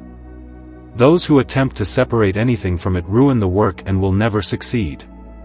Merera states that the stone is cold and moist at first, but once completed, it becomes hot and dry. Yet, in regard to the artisan, there is only one regimen aimed at bringing the stone to perfection. This perfection can only be achieved through a complete digestion, which itself requires multiple distinct digestions, each producing different effects and various colors. From this, it follows that before reaching perfection, the stone transitions from one nature to another and from one color to another. Thus, in terms of the ultimate goal, there is but one regimen and one operation, but in terms of the diversity of natures, there are multiple operations. And when the philosopher says, it ascends to heaven, this means that it rises to the top of the egg, and when he says it descends to earth, this means that it sinks to the bottom of the vessel. When the matter turns black, this blackness is called putrefaction, and once it loses this color, some philosophers call it ablution and ceration. In the end, all the labor of the stone, aided by nature, is nothing but a continuous cooking and digestion of the same substance, through a process that is very simple and easy. During its progression, all the planets make their appearance. This is why the stone has been named after the planets and even after minerals. Before the artisan begins his work, he must first know and thoroughly understand the proper matter and the correct method of working with it. He must arm himself with great patience, remain vigilant, and meticulously observe everything that happens within his vessels, for he must guide his actions based on what he sees. Through this, he will also learn of the wonders that God has placed and hidden within nature. By deeply reflecting upon these marvels, he will often gain insights that he never could have reached otherwise, nor even hoped to attain. He must record everything for his own encouragement and to ensure that nothing escapes him. Most importantly, he must ensure that nothing essential is missing before beginning his work, for which he will find a guide in the section on the furnace that follows. Now, the true way to bring the work to its proper and successful completion is to imitate nature, which, through a constant and gentle heat, forms quicksilver and sulfur within the earth. Without this, the artisan will never accomplish anything worthwhile. Those who proceed otherwise, according to their own whims, or who use common mercury and sulfur, labor in vain, for that is not the intention of nature nor of the philosophers. Rather, one must use their quicksilver and their sulfur. It is certain that nature takes a long time to produce them, but when it is joined with art, and art begins where nature has completed its operations, the process can be achieved in a short time. Just as art alone can do nothing without nature, so too does nature, having established the weights and proportions within the matter, assist the artisan in perfecting what it had first begun alone. It works alongside him, supplying its central or internal fire, while the artisan provides the external fire in the proper proportion, using vessels similar to those that nature itself ordinarily employs. However, because the matter must be raised to an exceedingly high level of perfection in order to perfect imperfect metals, the external fire, the nourishment of the stone, must be gradually increased as the stone gains strength, according to the views of some philosophers. This will be discussed in detail in the section on fire. Before concluding this chapter, I must mention a remarkable fact about our philosophical mercury. Everyone knows that it dissolves metals quite easily. You now understand the reason for this, as explained earlier, and why it does not corrode them as all other dissolvents do. If it dissolves even the hardest metals gently and harmoniously, then it stands to reason that it can dissolve less compact substances all the more easily. Now, if one gives it gold leaf to dissolve, this gold leaf will, in an instant, turn into a very clear liquid. This liquid, when taken and, through a simple turn of art, applied with a metal brush onto wood, iron, or another material, will gild it with a coating infinitely more beautiful than the usual gilding. Moreover, it will last much longer, as it penetrates the material according to the hardness of its body, whereas common gilding merely adheres superficially. This secret, when contemplated, should inspire those who understand it to invent 100 marvelous works never before conceived. This profound penetration should serve as their foundation and guiding principle. The dead body is reduced to a black earth, which retains little fixed or volatile salt. Yet, when triturated and ground into powder, it possesses such great dryness that it powerfully attracts the universal spirit. This spirit, upon uniting with the powder, imbues it with new salts and a spirit conforming to its original nature, another secret that no philosopher has ever taught, but which I know from experience. Thus, one can still extract from it a substance that should not be disregarded. Likewise, It is the case with the substances used to make common and vulgar acids, which, when exhausted by art of all their spirits, still yield more than once, and these new spirits are no less potent than the first ones, when one takes the trouble to perform the process described above. From these examples, one can seek something new in most of the residues and dead bodies, the substances used by ordinary chemistry and medicine. I could add other things, but this should suffice to spur the curiosities to work and to search for various marvels that are still unknown to even the most learned and insightful minds. Chapter 4. On Fire. Having thoroughly discussed the matter of the stone and the choice that should be made regarding it, as well as the mercury of the sages, two of the principal keys to the entire work, and having refuted a few erroneous opinions, it is now time to discuss fire, which is the third and final key, which the philosophers have not taught except under very obscure and enigmatic terms. Let us say that just as no generation occurs in this world without the sun, so without the fire, which is the purest of the elements and does not suffer corruption, and which the sages call their sun, nothing can be done or accomplished in this art. Without fire, the matter remains useless in the hands of the artisan, and the philosophical mercury is nothing more than a chimera that has substance only in imagination, and which cannot be brought to action. Every person has this elemental sun at their disposal, from which they can use as they wish, giving it more or less heat at different times to regulate its degrees according to their desires, and as they deem necessary for the operations they wish to succeed. But finding this degree proportional to the furnace and the matter in the egg is very difficult. Artephius taught this very obscurely, and Sendivogius spoke more about it than any other part of the work, saying more by himself than all the philosophers together. So, when a person does not know how to give the proportion of the fire, they always work in vain and with no fruit. Without this, that is, without this third key, they can never enter the garden of the philosophers, at the gate of which all three keys are attached, but so high that only great men can reach them. If someone tries to scale the walls, they will never fail to kill themselves due to their great height and the depth of the terrain. Let us move forward and try to obtain this third key, since we already have the other two, and without it, we can do nothing. And to approach the matter from afar, so that nothing is lacking in our instruction, let us say. Nature can accomplish nothing without a significant amount of time, although it can destroy something in a short time. In its works, it has certain limits that it cannot exceed, yet it contains within itself everything necessary for its usual operations and ordinary productions. It certainly generates metals, but not the tinctures, even though they are contained within and hidden in it. However, the sun of mercury and sulfur is filled with them, and it is from him alone that one should expect fixed and unchanging tinctures. Nature has an inclination to perfect all its works, but it can only give them a simple perfection by itself, since it always acts simply unless the artist lends their aid and works in concert with it. The means by which the art or the artist helps nature is none other than the suitable heat, which is only found in fire. The philosophers have mentioned several types of fire in their writings, such as that from horse manure, the water bath, and charcoal fire, to mislead the ignorant who take their words literally. These individuals have used all of these methods without success, not realizing that these great men and masters of the art always speak through riddles, metaphors, and similitudes. Since none of these heats can maintain the same degree or temperament for long, they must be rejected. What is required is a fire that is equal, continuous, and close to the fire that nature uses for the procreation of metals, which is essential for the proper digestion of mercury and the transformation of the elemental qualities in one another.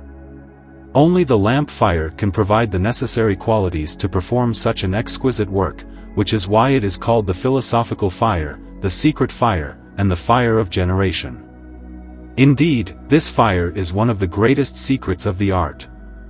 The lamp fire can only remain equal and continuous with great care and effort if the common wick is used, that is, cotton. This is because the artist would have to keep watch constantly, without interruption, and would often be forced to light the lamp and place it back in the furnace at the right time, otherwise, it could go out. This is due to the wick burning quickly, forming mushrooms that first cause the flame to weaken and then suffocate it. This would be an insurmountable and Herculean task. To ease the artist's burden and give them courage, they can be relieved from all these difficulties by using an incombustible wick. This wick can be made from Venetian talc, plume alum, asbestos, or well-prepared rock salt. With this solution, the only remaining task would be to ensure that the lamp never runs out of oil. This is easy to manage since the lamp must be of the type invented by Cardan, which refills itself with oil and contains more than the fire can consume in 24 hours. By this means, the artist will have the freedom to take a break and attend to other matters that may arise, without any concern for their work. However, if the fire were not continuous, meaning if it were extinguished and the material cooled, losing its usual nourishment, even the most enlightened artist would not be able to restore the work with any trickery.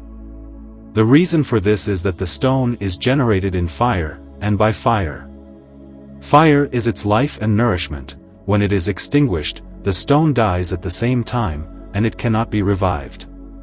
Therefore, the artist would have to begin again, making new philosophical mercury, and redo all the operations that were previously performed. The philosophers wisely distinguish between two types of fire. They say that the matter, which is their mercury, has its internal and central fire. This fire alone is not enough for its perfect cooking, but requires the heat from the elemental fire to awaken the heat of its natural fire, which lies dormant and sluggish. This is the heat that must be administered or supplied by the art or the artist, but not in an open courtyard, garden, or other places exposed to the air. This is because the air often undergoes alterations due to excessive cold, too much humidity, or other qualities, which would certainly affect the delicate material and thus destroy the work entirely. For this reason, it is essential to keep the work protected from such influences. The philosophical furnace is the most appropriate place for this work. It is within it that the stone dissolves, calcines, coagulates, whitens, reddens, and conveniently achieves its final perfection through the sole operation of fire, which carries out all its cooking and the necessary processes for this divine work. It is also important that this furnace be placed in a dark location, as the artist must be able to see everything that occurs inside, through small glass windows made expressly for this purpose. This fire must be equal, moderate, continuous, and proportionate to the quality of the material. The secret proportion depends on the prudence of the artist, which a philosopher says is artifice to find. All the philosophers agree that this fire should be gentle, slow, and of the first degree.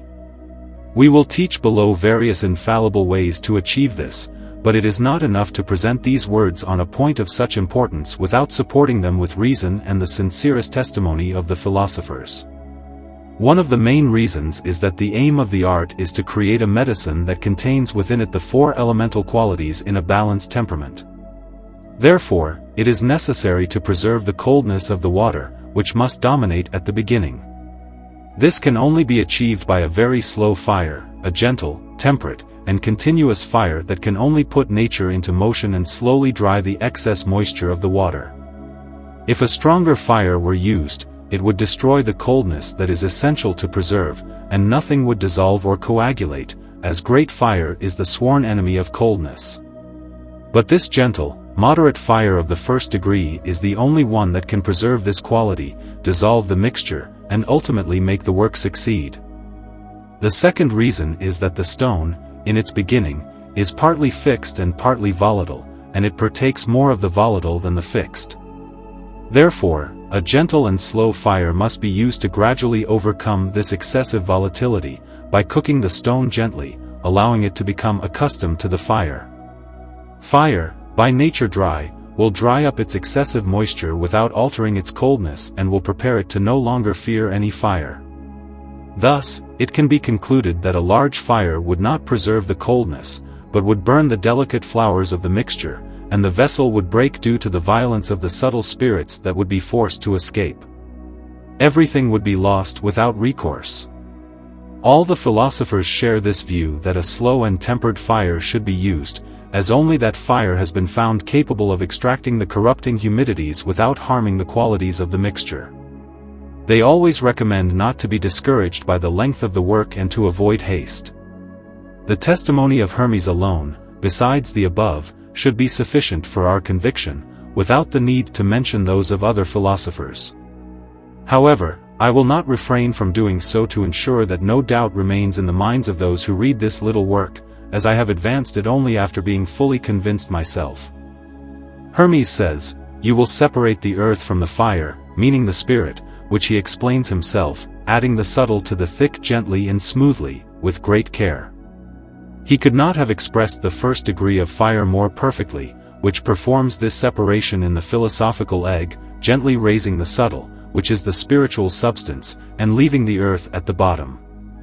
This would not happen if a great fire were used, as the thick or the earthly would rise with the spirit or the subtle, and everything would be lost in this confusion due to a lack of care and judgment.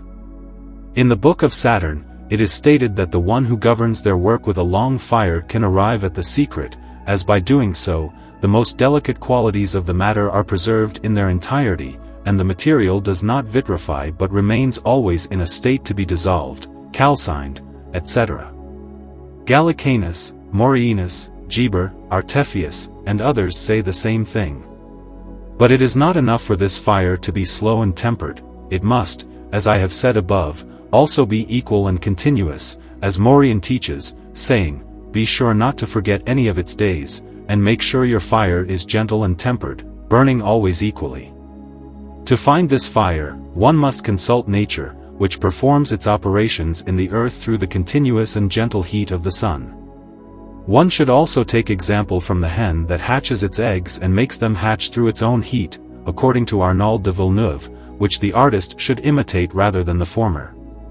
This is because nature requires several centuries to make metals, due to the excessive slowness of the heat it uses, while the elixir reaches its final perfection in a short time, which only comes from the difference in heat and the coction. Hence, the art advances its work much faster than nature. This tempered fire of the first degree can be found by holding your hand for a long time at the bottom of the vessel without burning yourself or suffering any injury, or by placing eggs in the vessel where the prepared ashes are. If, during the time prescribed by nature, chicks emerge, this is good, and you will have the first degree of fire that is necessary. According to the opinion of this philosopher, the hatching process does not end until. And if they do not hatch within the prescribed time, either the fire is too weak, or it is too strong and has burned the germ, cooking it. You will know this by cracking the eggs, and thus the only concern will be to adjust the fire to avoid one of these faults. Similarly, if the blackness does not appear within 40 or 42 days, or at most 52, it is a sign that the fire is too weak and needs to be increased. By continuing with the same fire, you can judge with certainty the necessary increase by its delay. And when the philosophers say that the fire is too weak and the material languishes, this is one of their ways of speaking, meaning that the fire should be increased, or otherwise, it will take a long time, like nature, to bring the work into the desired state. Thus, we see that there is no danger in making the fire weak, but there is in making it too strong, and it is better to avoid both extremes. Here is another method. First, heat the furnace and the ashes of the pot with the fire from some charcoal. This should always be done for 24 hours, in which you will place an empty crucible that you will cover, in the place where the philosophical egg should be placed, in the same manner. After 24 hours, when the charcoal is removed, you will introduce the lamp filled with olive oil and lit with the number of wicks you have deemed appropriate. At the same time, you will place melted lead, Saturn, in a separate crucible over a small fire, so that it is only just melted, and if you place a small piece of paper inside, it should not burn. Cover the first crucible and the furnace, leaving it in the lamp's fire for 3 days without interruption. If, after this time, the lead remains melted without solidifying, your heat is correct. However, this is not yet sufficient to be assured, as this heat may still exceed the necessary proportion. To know for sure, it would be good to place several small pieces of lead in a crucible which you will place in the same ashes, next to the other crucible with the melted lead, covering it in the same manner, and leave them there together in the same fire for 3 full days. Once the time has passed, open your vessels. If you see that your small pieces of lead have not melted at all from the heat and that the lead in the other crucible has not solidified, then you can be certain you have the first degree and the correct heat required for your work, and to accomplish in its time the putrefaction or corruption of the material, which turns it black, as we shall explain shortly. However, this is still not enough to be certain, as this heat might possibly exceed the right proportion needed. Therefore, to know for sure, it would be wise to place several small pieces of lead, Saturn, in a crucible, which you will place in the ashes next to the other crucible where the melted lead is, covering it in the same manner, and leave them together in the same fire for 3 astronomical days. After this time has passed, open your vessels. If you see that the small pieces of lead have not melted from this heat and that the lead in the other crucible has not solidified, then you can be sure you have the first degree and the correct heat for your work, and for achieving, in due time, the putrefaction or corruption of the material, which will turn it black, as we will explain shortly. This gentle fire of the first degree must continue without any change until perfect whiteness, says Morian, because it is proper and necessary for the fixation, which only occurs at whiteness, since from the beginning of the work until then, the volatile dominates and surpasses the fixed. One can err and ruin everything by giving a stronger fire, but when this color has been reached, one can no longer fail, since at that point the sulfur of the material can no longer burn, and the fixed has overcome the volatile nature. This is because the volatile itself has been fixed along with its fixed sulfur, and can never again be separated. Arnauld de Villeneuve, in his letter written to the King of Naples, argues that the fire should be gradually increased until it reaches whiteness, then slowly raised to redness, and from redness, again gradually to perfect redness, in accordance with the terms of his testament, until, through the variety of colors, the stone is rendered dense, it rejoices in the snowy color, and then, without fear of danger, endures the punishment of the increasing fire, until, dyed in purple color, it emerges from the vessel with royal power, and his reasoning, as well as that of the philosophers, is that at this point all the spirits are fixed and able to endure the fire they had previously fled from. Had the fire been increased sooner, the strength and violence of the spirits would have undoubtedly ruptured the egg in order to find an exit. Furthermore, the coldness, which is one of the elemental qualities that must be preserved, would have been destroyed, since it is not compatible with a strong fire. However, there are philosophers who do not share this view and say that when the ancient sages wrote about increasing the fire after the perfect whiteness, they did not mean that this increase should be an extension of the heat, but rather an extension of the time and work. Since the same fire that has been able to bring the work to its perfection and fixation at white, by its continuation, can also carry it to perfect redness. This is because, through this continuation, the stone changes more smoothly and more gracefully from color to color, and from nature to nature. Furthermore, this fire no longer has to contend with any moisture or coldness as before, and the stone, in its present state, has a fire within it more expansive than it previously had, and it helps itself to further perfect itself and receive the impression of the fire it already contains in its hidden form. One can explain Arnauld's statement according to this subtle thought and say that the sages are subtly suggesting that one should not remain there, as it would be a significant loss, since the red elixir can be made in a short time, which is incomparably more perfect than the white, because the white only contains 3 elements, water, earth, and air, while the red also contains fire, which is the 4th and purest of all. Fire completes the elemental cycle and the final transformation of the elements or elemental qualities into one another, reducing them into a perfectly balanced temperament, counteracting their mutual and natural inclination to wage a perpetual war. And if fire does not enter into the white elixir, it does not exert its final perfection and virtue as it would if the work were carried through to the end. As for me, I agree with this charming explanation and believe it is safer to continue the same heat, because one cannot err in any way, and if there is any harm in following this path, it only lies in the delay, as we see in the operations of nature, which are all long due to the weakness and frailty of the heat that helps her do her work deep within the earth. Nevertheless, one can confidently follow Arnauld's opinion.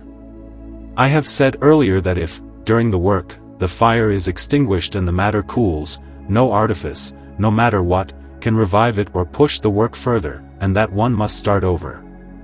I repeat this here expressly to warn the reader that if the white elixir has also cooled, it can no longer be pushed to the red, except by retrograding it, that is, by dissolving it again in new philosopher's mercury, and restarting the work as before, for it is to reduce the elixir to its original matter. It is also true that the work will not take as long, due to the qualities and elevations this elixir has already acquired from the previous lengthy work. This is a great secret, which I have never read anywhere.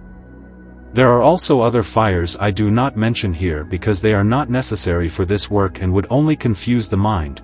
They can be found in my dictionary, where they are referred to as natural fire, non-natural fire, and the one called against nature. Chapter 5. On Putrefaction. There are philosophers who divide the work of the stone into sublimation, whitening, and reddening, but under each part, there are other important aspects that are included and implied, namely, under sublimation, the extraction of mercury and putrefaction. Under whitening, the progression of various colors that appear before and after, and the first fixation of the spirits of the matter reduced to a white color, which is the first stone.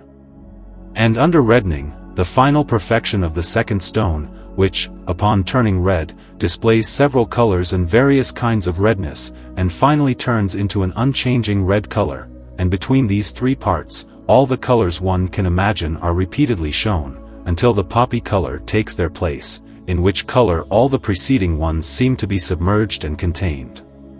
In putrefaction, the color black reigns, which represents the earth; in whitening, the color white, which represents air; and in reddening, the color red, which represents fire. These three main colors of the stone, in which the others are contained, complete the entire operation. The black color is the sign of corruption and the good mixture of the moist with the earthly. The whiteness is the sign of the end of the superfluous moisture, and if the fire continues, the heat acting on it generates the red color. Putrefaction is the corruption of the matter, or the philosophical mercury, which occurs through slow fire, for the strong fire consumes and destroys. The slow fire, on the contrary, is called the fire of generation. But before generation can take place, corruption must necessarily precede it, and to carry it out properly, it is important to know that the longer the time is prolonged, the more excellent it is. Therefore, those who hasten it by increasing the fire are not doing anything worthwhile and can never succeed. Hence, a philosopher said, all haste comes from the devil. When the degree of fire is correct, and the egg is properly sealed with the seal of Hermes, so that nothing breathes, meaning that no spirits of the matter can escape, after 40 or 42 days, or at most 52, the blackness begins to appear. This is a certain sign that putrefaction is taking place, and that the artist is on the right path. The philosophers gave it various names, calling it the Occident, darkness, eclipse, leprosy, raven's head, death, and the mortification of mercury, in order to later resurrect it clearer, purer, stronger, and more refined than before. Through this process, it receives and takes the mineral virtue of the sun and the moon, which unite inseparably in it, and which the sages have named the philosophical marriage and the ring of the sovereign link.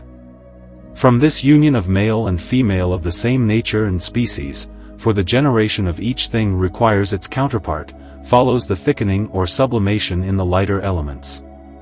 In this way, this black earth, through the continuous circulations that take place in the egg, which always return to the dead body, referred to by the sages as the body, the earth, the fixed, and the ferment, while the part that rises, which is the spiritual and most subtle part, they have called the volatile part. This part, upon falling back, causes the necessary imbibitions and calcinations. The longer it continues to rise, the more it becomes refined, and the better it calcines the body. This calcination is the purgation of the stone, and the true sign of perfect calcination is the freezing of the mercury. Freezing is a fixation of the spirits, so that after a long time, from being black and vile, it appears as if it has been cleansed, purged, purified, and soap-washed, so great is its whiteness. Therefore, the masters of the art have given it the names of washing, purging, purification, soap-washing, and ablutions. In the beginning, water appeared because mercury is water, but when this water becomes thick and the blackness appears, it is then the black earth that shows itself. It thus appears that through this putrefaction, the separation of the pure from the impure is made, a task that nature could not accomplish, but it is the artist to whom this power is granted. When this is done properly, the matter can no longer remain in its species or form, but rather within its kind, and thus the matter is prepared to receive the form of all metals. This is an operation that prepares it for the separation of all the parts that compose it, as it is not allowed for the artist, nor even the angels, to destroy the kind, without a particular permission from God, who has willed it thus from the beginning, and from the creation of all beings. The necessity of putrefaction is evident, as without it the work cannot be accomplished, since no generation of a new form occurs if the first is not corrupted. This is why it must be done with our mercury, due to the imperfections that accompany it, from which it must be freed through various alterations. Now, the signs of true and proper putrefaction are a very deep or very intense blackness, a foul, bad, and infectious odor, known to the philosophers as toxic and poison, which is not perceptible to the sense of smell but only to the understanding. When it becomes like a very black oil, and as long as this color persists, it is the female that dominates, that is, the volatile part. The blackness is the true natural putrefaction or corruption of the stone, and this corruption is the principle of a new generation and new form. Through the continuation of heat, the new form is introduced and appears, which is the much desired white color. In its beginning, it is just a small white circle, which Flamel calls white capillary whiteness, which gradually increases, almost imperceptibly, and finally comes to a perfect, very bright whiteness, signifying that the stone is rid of all excessive moisture. And when this whiteness appears, it is the sign that the work is approaching its fixation, and when Hermes in his testament says, all its strength is converted into earth, he means into fixation. The philosophical marriage of male and female, or the union of the body and the spirit, takes place first during the darkness. Through the operation, the spirit spiritualizes and volatilizes its body, while the body corporealizes and fixes the spirit, which by nature is volatile. At that moment, they become one, never to be separated or divided, as both are spiritual and corporeal, but in a corporal form that has been spiritualized. Chapter 6. The White Elixir. In this darkness, the whiteness is hidden, and between these two colors, several others appear. These include some redness, a lemon yellow, and a green color, which is the sign of the beginning of the stone's vegetative process. After this green, another redness is seen, followed by the true whiteness, in which the true redness is concealed. Between the true whiteness and the true redness, the earlier colors still appear, but they do not last as long, and various shades of redness show up before the true redness, which is poppy-colored. When the mother has consumed her child, that is, when the earth, which is fixed, has absorbed all of its water, which is the volatile, a simple whiteness is not sufficient for the perfection of the white elixir, as the middle part may still contain some darkness. Therefore, the heat must be continued until the citron color appears, which signifies that the entire composition is perfected to the white. This is when a new nature is formed, free from all terrestrial and sulfurous corruption. This elixir is known by several names, including the sulfur of nature, white sulfur, and the elixir, or the stone of the white. A philosopher says, that at the same time as the whitening process, all the colors we previously mentioned are lost and united within it. Just as the darkness is the principle of the work and the first color that appears to our eyes, so the whiteness is the intermediary color between the darkness and the redness, through which intermediary color, one must necessarily pass in order to reach the citron, which is the perfect digestion. Similarly, the whiteness is nothing other than the purgation or cleansing of the darkness, which is accomplished solely through the continued application of heat. At this same time, I say, the soul enters into its body, and the tincture joins it as well. This union of the soul with the body is a divine work, because it depends solely on God and on nature, in which he acts. This time is the one to which Morian refers when he says that great marvels will occur, the time of the whitening process, when the soul, entering into its body, fixes it and elevates it into a permanent tincture, both white and red, white on the exterior, and red in its hidden part.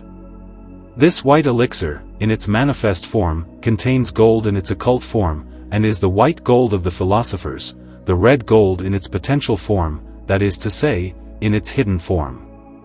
When this white elixir is projected, it gives the weight of gold to the metals that receive this projection, which would not happen if the gold were not contained within this white substance. This soul that enters into its body is the virtue of the matter, and the spirit is the volatile matter. In the Book of the Seven Seals, this white elixir is called the gold ring covered with silver, meaning the philosopher's stone, which is male and gold in its depth, and female and silver in its exterior. In the writings of the sages, the terms to kill, to chop the head, and similar phrases are often used, which mean nothing other than to fix, because when killing an animal with a sword, which is the fire of the philosophers, its blood flows out of its body, where the spirits of its life reside. Similarly, during fixation, all the volatility, which represents the blood and spirits, no longer appears. This is what Hermes says with these words: the stone then possesses the power of both the higher and the lower things, that is, of the spiritual and the corporeal, which are united together in fixation. And if this white elixir does not have fusion or ingress, it must be inserted gradually, drop by drop, with the white oil of the philosophers, until it flows like wax. The best method is the one that is done by imbibition in the process of multiplication, which we will discuss later. When this perfect whiteness is achieved, the philosophers say that they have cut off Mercury's feet, because everything is reduced to fixation. This fixation also cuts off the feet of the volatile metals, making them imperfect, which will be further explained in the section on projection. Chapter 7. Red Elixir. As we have previously stated, nature contains within itself all that is necessary, and in order to perfect itself, it only requires the assistance of art, which provides it with a steady, continuous, and proportional fire, with which the entire work is completed in a single vessel, without the need to open it until the end. Through the continuation of this fire, we have witnessed the blackness, or the putrefaction and corruption of the matter. And through this same continuation, without the addition of anything else, we have reached the whiteness and fixation of the spirits with their body, which have created the perfect white elixir. Likewise, through the prolonged fire, what was white and silver becomes red and perfect gold, that is to say, the white sulfur of the philosophers' mercury becomes their red sulfur and their perfect red elixir, which some call crocus, a substance that no longer changes colors, retaining the hue of fire, which then predominates and contains within itself, and in its hidden aspect, all the other previous colors. This red elixir, or philosopher's stone in its red form, is the second stage, having attained its final perfection, when this red no longer changes and has reached the poppy color. And when exposed to fire, it melts like wax, persists in it without diminishing, and produces no smoke, no sound, nor any fizzing. It attaches itself and unites inseparably with any metal plate in the flame, imbuing it with its tincture, fixing it, and giving it its weight and golden perfection, thus providing the metal with its full nature and excellent incorruptibility. In this state, all the elements are strongly blended together in an equal temperament that can no longer suffer alteration or contradiction. This redness is called the root of the ferment of the sun and the moon, first from the moon, because the mercury, dominant in the first fixation, gives its white color, and in the second, it is sulfur that predominates, by the virtue and influence of fire, which is attributed to the sun. Thus, the work of the philosophers, so excellent and so hidden, is complete, upon which some beautiful and solid reflections must be made. Notably, it was begun with the element of earth, which was reduced to water, then water to air, air to fire, and finally, fire to fixation, that is to say, to earth, and from there it is finished where it had begun.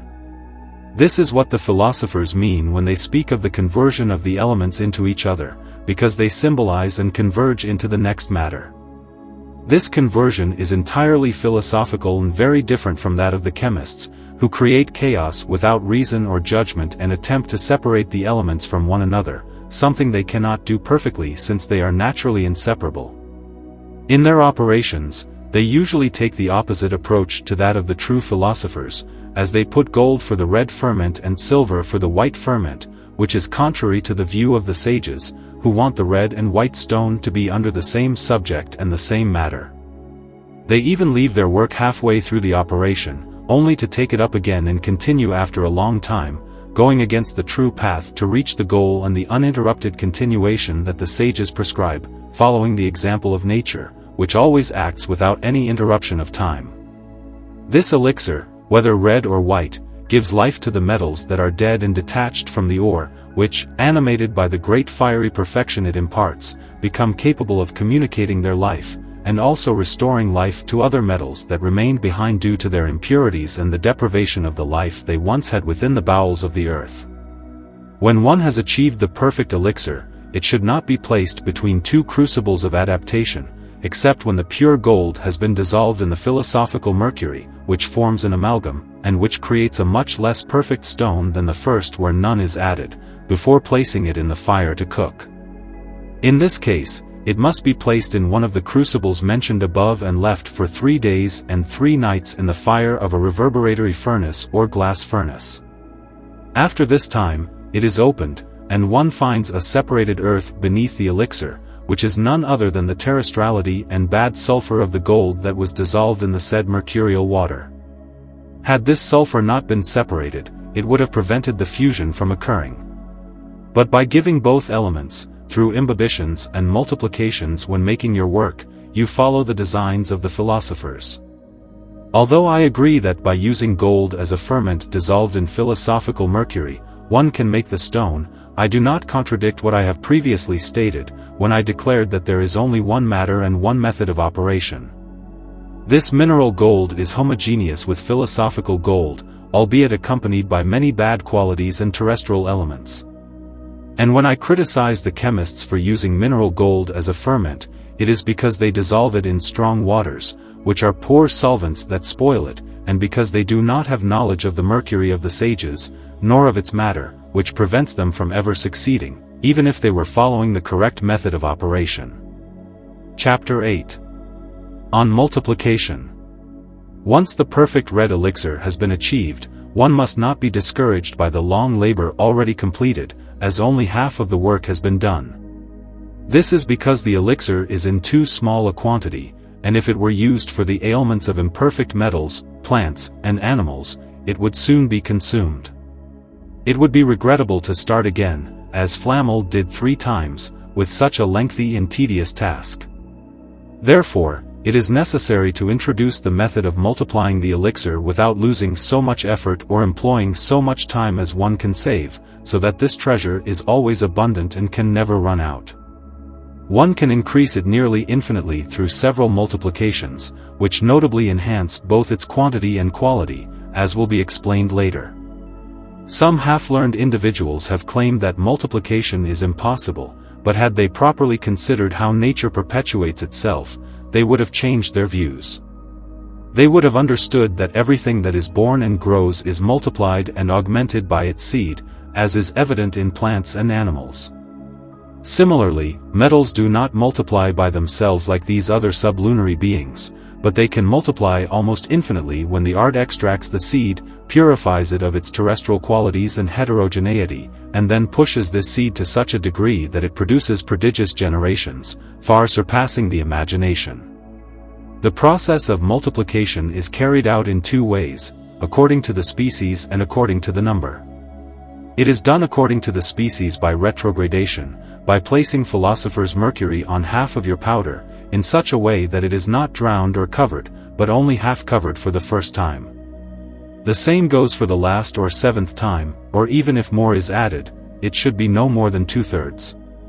The mercury will dissolve this powder or elixir in the egg, which has been sealed with Hermes' seal, as previously mentioned, and then placed to cook on the ashes in the philosopher's furnace, with the fire of the sages of the 1st degree, as done from the beginning. This crude mercury, which has not been cooked, decooks the elixir and reduces it to water, just like it. This process is called retrogradation. To bring it back to the same state of cooking and perfection as it was before, it must be cooked again and the work restarted just as it was the first time. However, this operation will not take as long as the first one, and will last at most 5 months, because the central fire of the material, which had been brought to perfection and which remains in the egg, is significantly increased. All the colors that appeared in the first operation will begin to reappear in their proper order, though they will not last as long. When the perfect red has been reached again, as it was the first time, mercury is again placed in the egg on the elixir, and it is cooked in the same way with the same fire. This operation is repeated as many times as desired, provided there is enough mercury to continue the work. With each multiplication, the time of the process will decrease, and eventually, it will be so short that in less than a quarter of an hour, all the work will be finished, for the reason stated above, that the central fire of the material continually expands. Not only does the time notably decrease each time the process is repeated, but the elixir also increases, not only in the quantity of perfect material but also in quality. That is to say, if initially a weight goes to 10, after the first multiplication, it will go to 100, the second to 1,000, the third to 10,000, the fourth to 100,000, and so on, increasing by 10 with each multiplication. If continued, it increases exponentially to infinity. Thus, it must be concluded that if one had been satisfied when the perfect white or red was achieved, without performing the multiplications, not only would one have a small amount of elixir, but one would have done oneself great harm, since the multiplications of the elixir expand so greatly and happen in so little time. Through this process, one creates an inexhaustible source and treasure, more valuable than all the treasures of the world combined. However, it must be noted that when I said above that one can fill the egg up to half or 2/3 at most, this should only apply to the first operation. For the other operations, there is a danger, due to the central and internal fire of the material, which increases with each multiplication and could break the vessel if there is not enough space or air for the spirits to circulate. Therefore, the prudent artist must regulate this space according to the expansion of the fire in the material, because air is one of the keys to the work, without which success is impossible. It is one of the greatest secrets in the work of the stone. When you have removed some of your powder after each multiplication, if you have other furnaces to cook the mercury you would add to dissolve it, you will save much time and produce a vast amount of elixir of prodigious elevation. If you do not have enough furnaces as would be necessary, you must place each powder separately in well-sealed earthen or glass vessels, and place them in a dry location so that no dust, impurities, or damp air enters. In each vessel, place a written note indicating the number of multiplications it has undergone, so that they can all be kept to the same quality and elevation, always starting with the one that has undergone the fewest multiplications, and proceeding as you begin again. When your multiplications have expanded to such an extent that they occur within the space of a miserere, a moment of repose, due to their great subtilization, you can reduce the wick's threads a bit. This is because, at this point, the material no longer requires as much external fire as it did before. It has acquired a greater internal fire with each multiplication, and only a very moderate and gentle heat will suffice to excite its central fire slightly. If your material is so subtle, due to the large number of multiplications, that it begins to penetrate the vessel's walls, you must stop at that stage and not push it further. Alternatively, you can use less of your powder and submerge it in your mercury, always keeping the proportion of leaving at least 2/3 of the vessel or egg empty. In doing so, you will continue to satisfy and increase your elixir in both quantity and quality through this other form of retrogradation. We have previously discussed what philosophical sublimation is, which is an exaltation to a higher degree of perfection. Thus, the entire first work of the stone, up to the perfect red, is considered to have undergone the first sublimation. The subsequent works of the stone, or the multiplications, are also sublimations of the second, third, fourth, fifth, sixth, seventh sublimations, etc., as the stone is continuously raised to a higher level of perfection with each multiplication. The other type of multiplication, which is by number, is done by projecting a weight onto 100, and then another weight of those 100 onto another 100, and so on. This process is always medicinal. However, this multiplication by number is very improperly called multiplication, since the perfection of the stone decreases instead of increasing. It decreases in proportion as it moves further from its final sublimation. This decline is a simple retrogradation and not of the same nature as the earlier ones. The true philosophical multiplication is one that involves both an increase in quantity and quality of strength and virtue, which happens to the matter we have discussed above. This elixir, having reached its perfection, is very pure and very subtle, and the more it is subtilized through imbibitions and multiplications, the heavier it becomes. Mineral gold is the same, increasing in weight as it is purified through the means of the art. However, river gold does not have a deep auric color, being half white due to lack of proper coction, and it only reaches up to 14 carats. As a result, it is lighter and also has more volume than the other. Chapter 9. Of the projection. After so many efforts and difficulties overcome, the artist has finally arrived at the long-desired joy, and the time of the harvest, as some philosophers say. It is now up to him to fully enjoy the fruit of his labors and happiness, using with great prudence the great goods he possesses, that is, with great modesty and discretion, for the glory of God, the good of his church, and the relief of the poor, whom God has entrusted to him for this purpose, and to use them for his own salvation, and not for the possessions of honors and vanities of this world. It is now a matter of knowing how to use this marvelous powder to purify the imperfect metals from their leprosy and to convert them into perfect gold or silver, according to the quality of the powder. This part of the work is called projection, which is done in two ways. The first involves reducing the metal into a mercurial form, that is, by melting the soft metal in a crucible using a suitable fire, or by melting hard metals, such as iron and copper, into sheets and in the form of fire, meaning ignited or heated. The projection done on soft metals, like lead and tin, is the most excellent, the quickest, and the most convenient method, and it is done as follows. Take 100 parts of one of these metals, melt them in a crucible, and when in this state, place one part of the powder in a small piece of paper and throw it into the crucible. At that moment, the elixir melts and penetrates the molten metal to its core, from which a great fire arises, in which various colors appear. When these colors pass and the fire subsides, after a miserere, allow the crucible to cool, then remove the material, and you will see the separation that the elixir has made from the corrupting impurities of the metal, which, once rejected, you will keep the remainder, which is also a medicine for other metals. Therefore, take one part of this converted medicine and do as before, and all will still be medicine, which is fragile like glass. Always repeat this same operation until your material becomes the same color as the purest gold. It would be quite easy to find the exact number of parts and the correct proportion that the elixir would convert all at once, without having to repeat the operation so many times, but I will not mention it, as it is not advisable to use this method, for there would be too much loss from the reaction that would occur. By doing it as described above, the powder will convert much more, which is why it is better to operate step by step.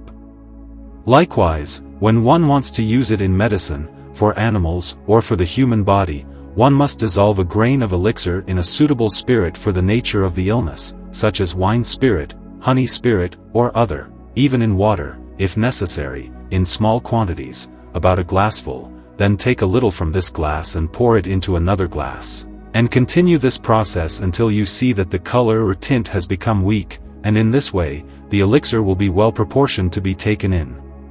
Small quantities in a glass of liquor appropriate to the illness, or in a broth, or applied to an external ailment, as we will describe later. The first reason is that if such a large quantity were used all at once, the elixir would be overwhelmed, and its virtue would not extend as far as it would if only a small portion were added.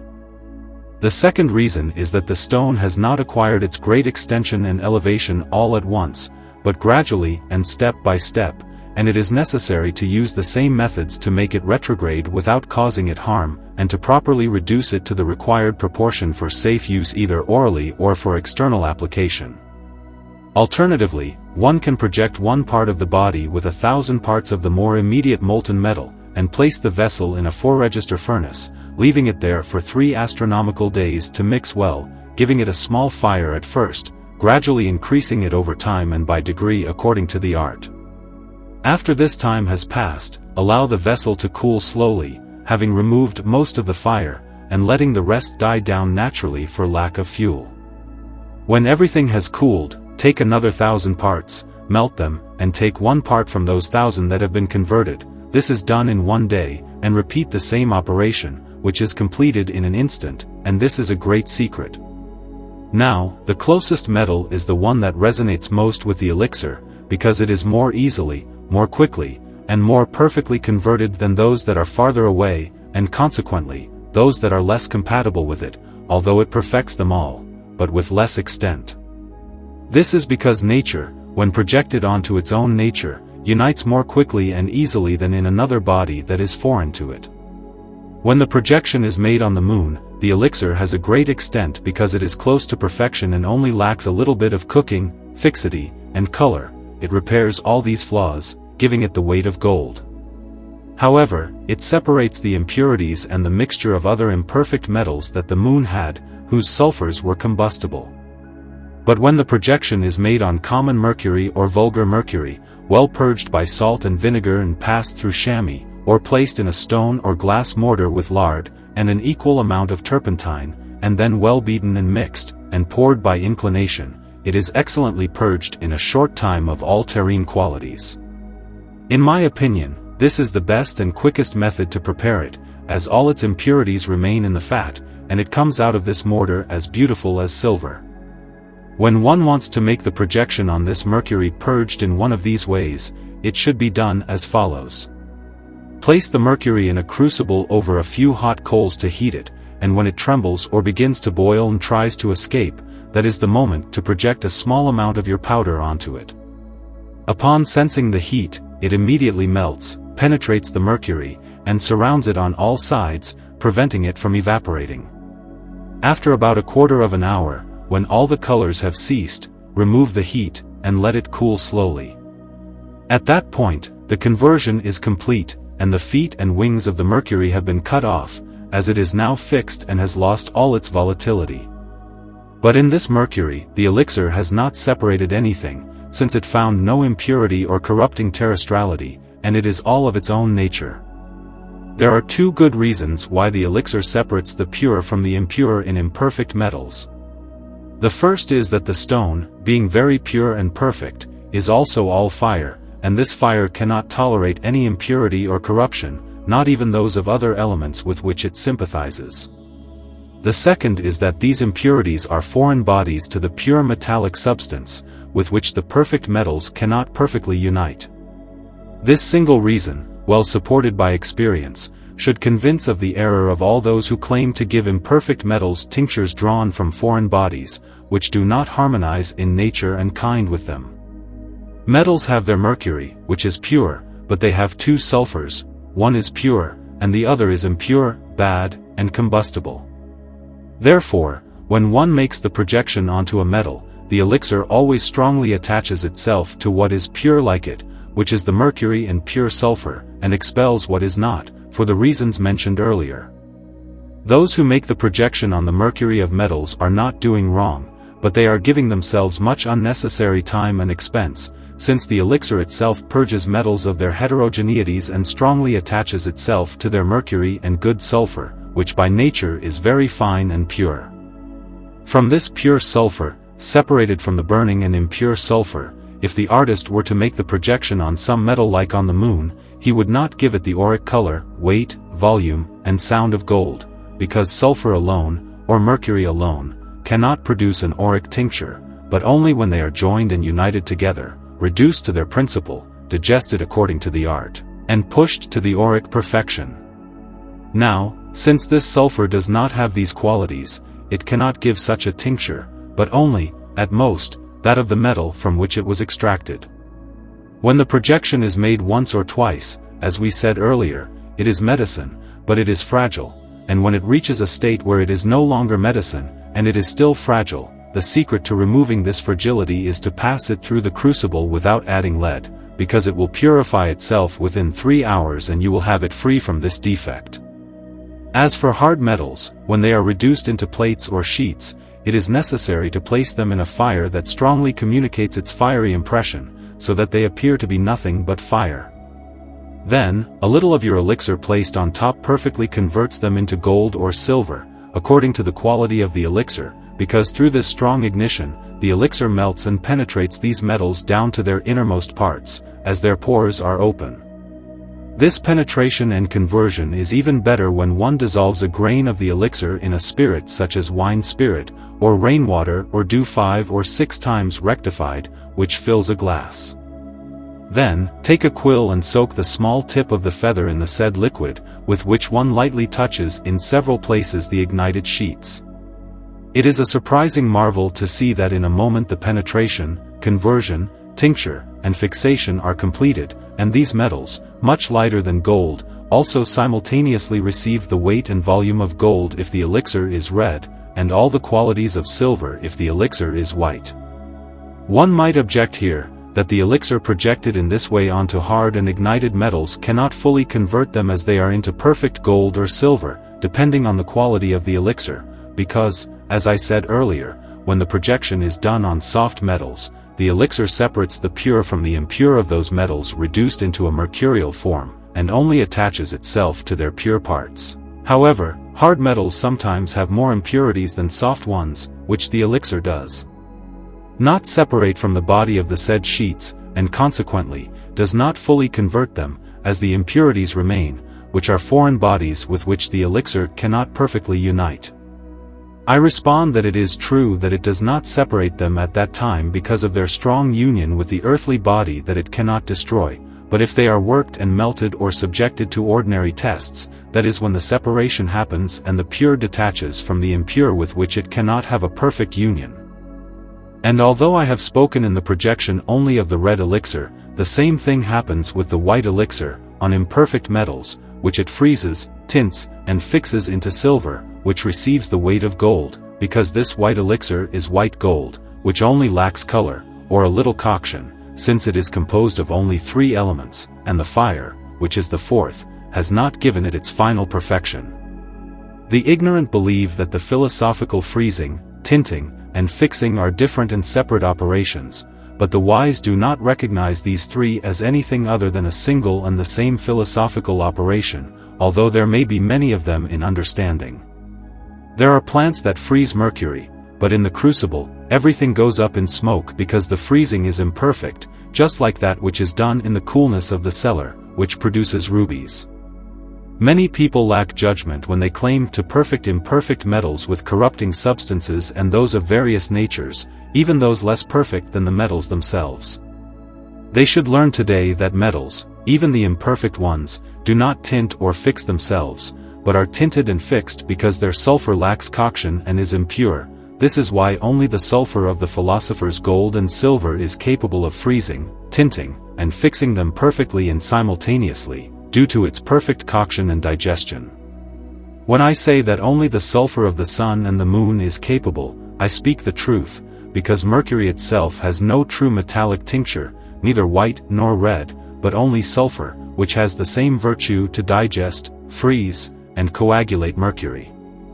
Now, if imperfect metals cannot tint, then by greater reason, the small minerals, which do not suit the metallic nature, and therefore are foreign bodies, cannot.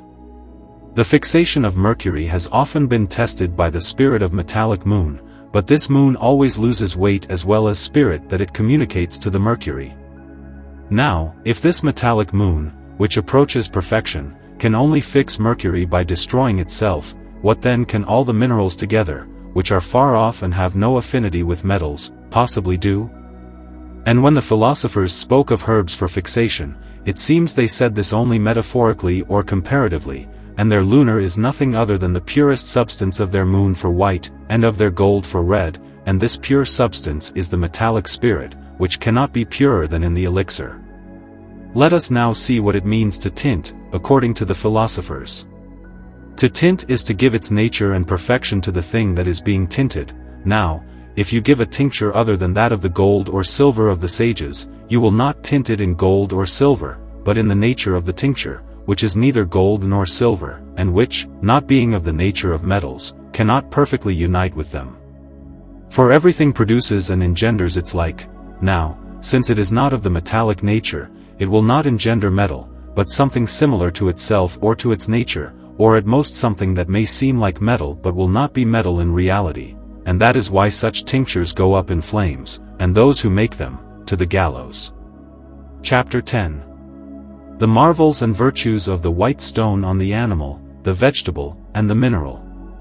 We taught in the previous chapter the method of using the stone for the medicine of metals. In this one, we must discuss the small minerals, vegetables, and animals, where we will again see the eminent elevation or exaltation of the stone on various beautiful subjects, which must be as secret and as hidden as the stone itself, which performs so many wonders, as well as astonishing even the most enlightened minds. A man who has once performed this work with the aforementioned multiplication has nothing more to desire in this world, except to have the freedom to use it without fear, on the subjects we have mentioned above, for beyond that, he should have only contempt for everything that is dazzling in the universe, since he holds in his hands the universal medicine which completely purges human and metallic bodies, a knowledge of which few have attained.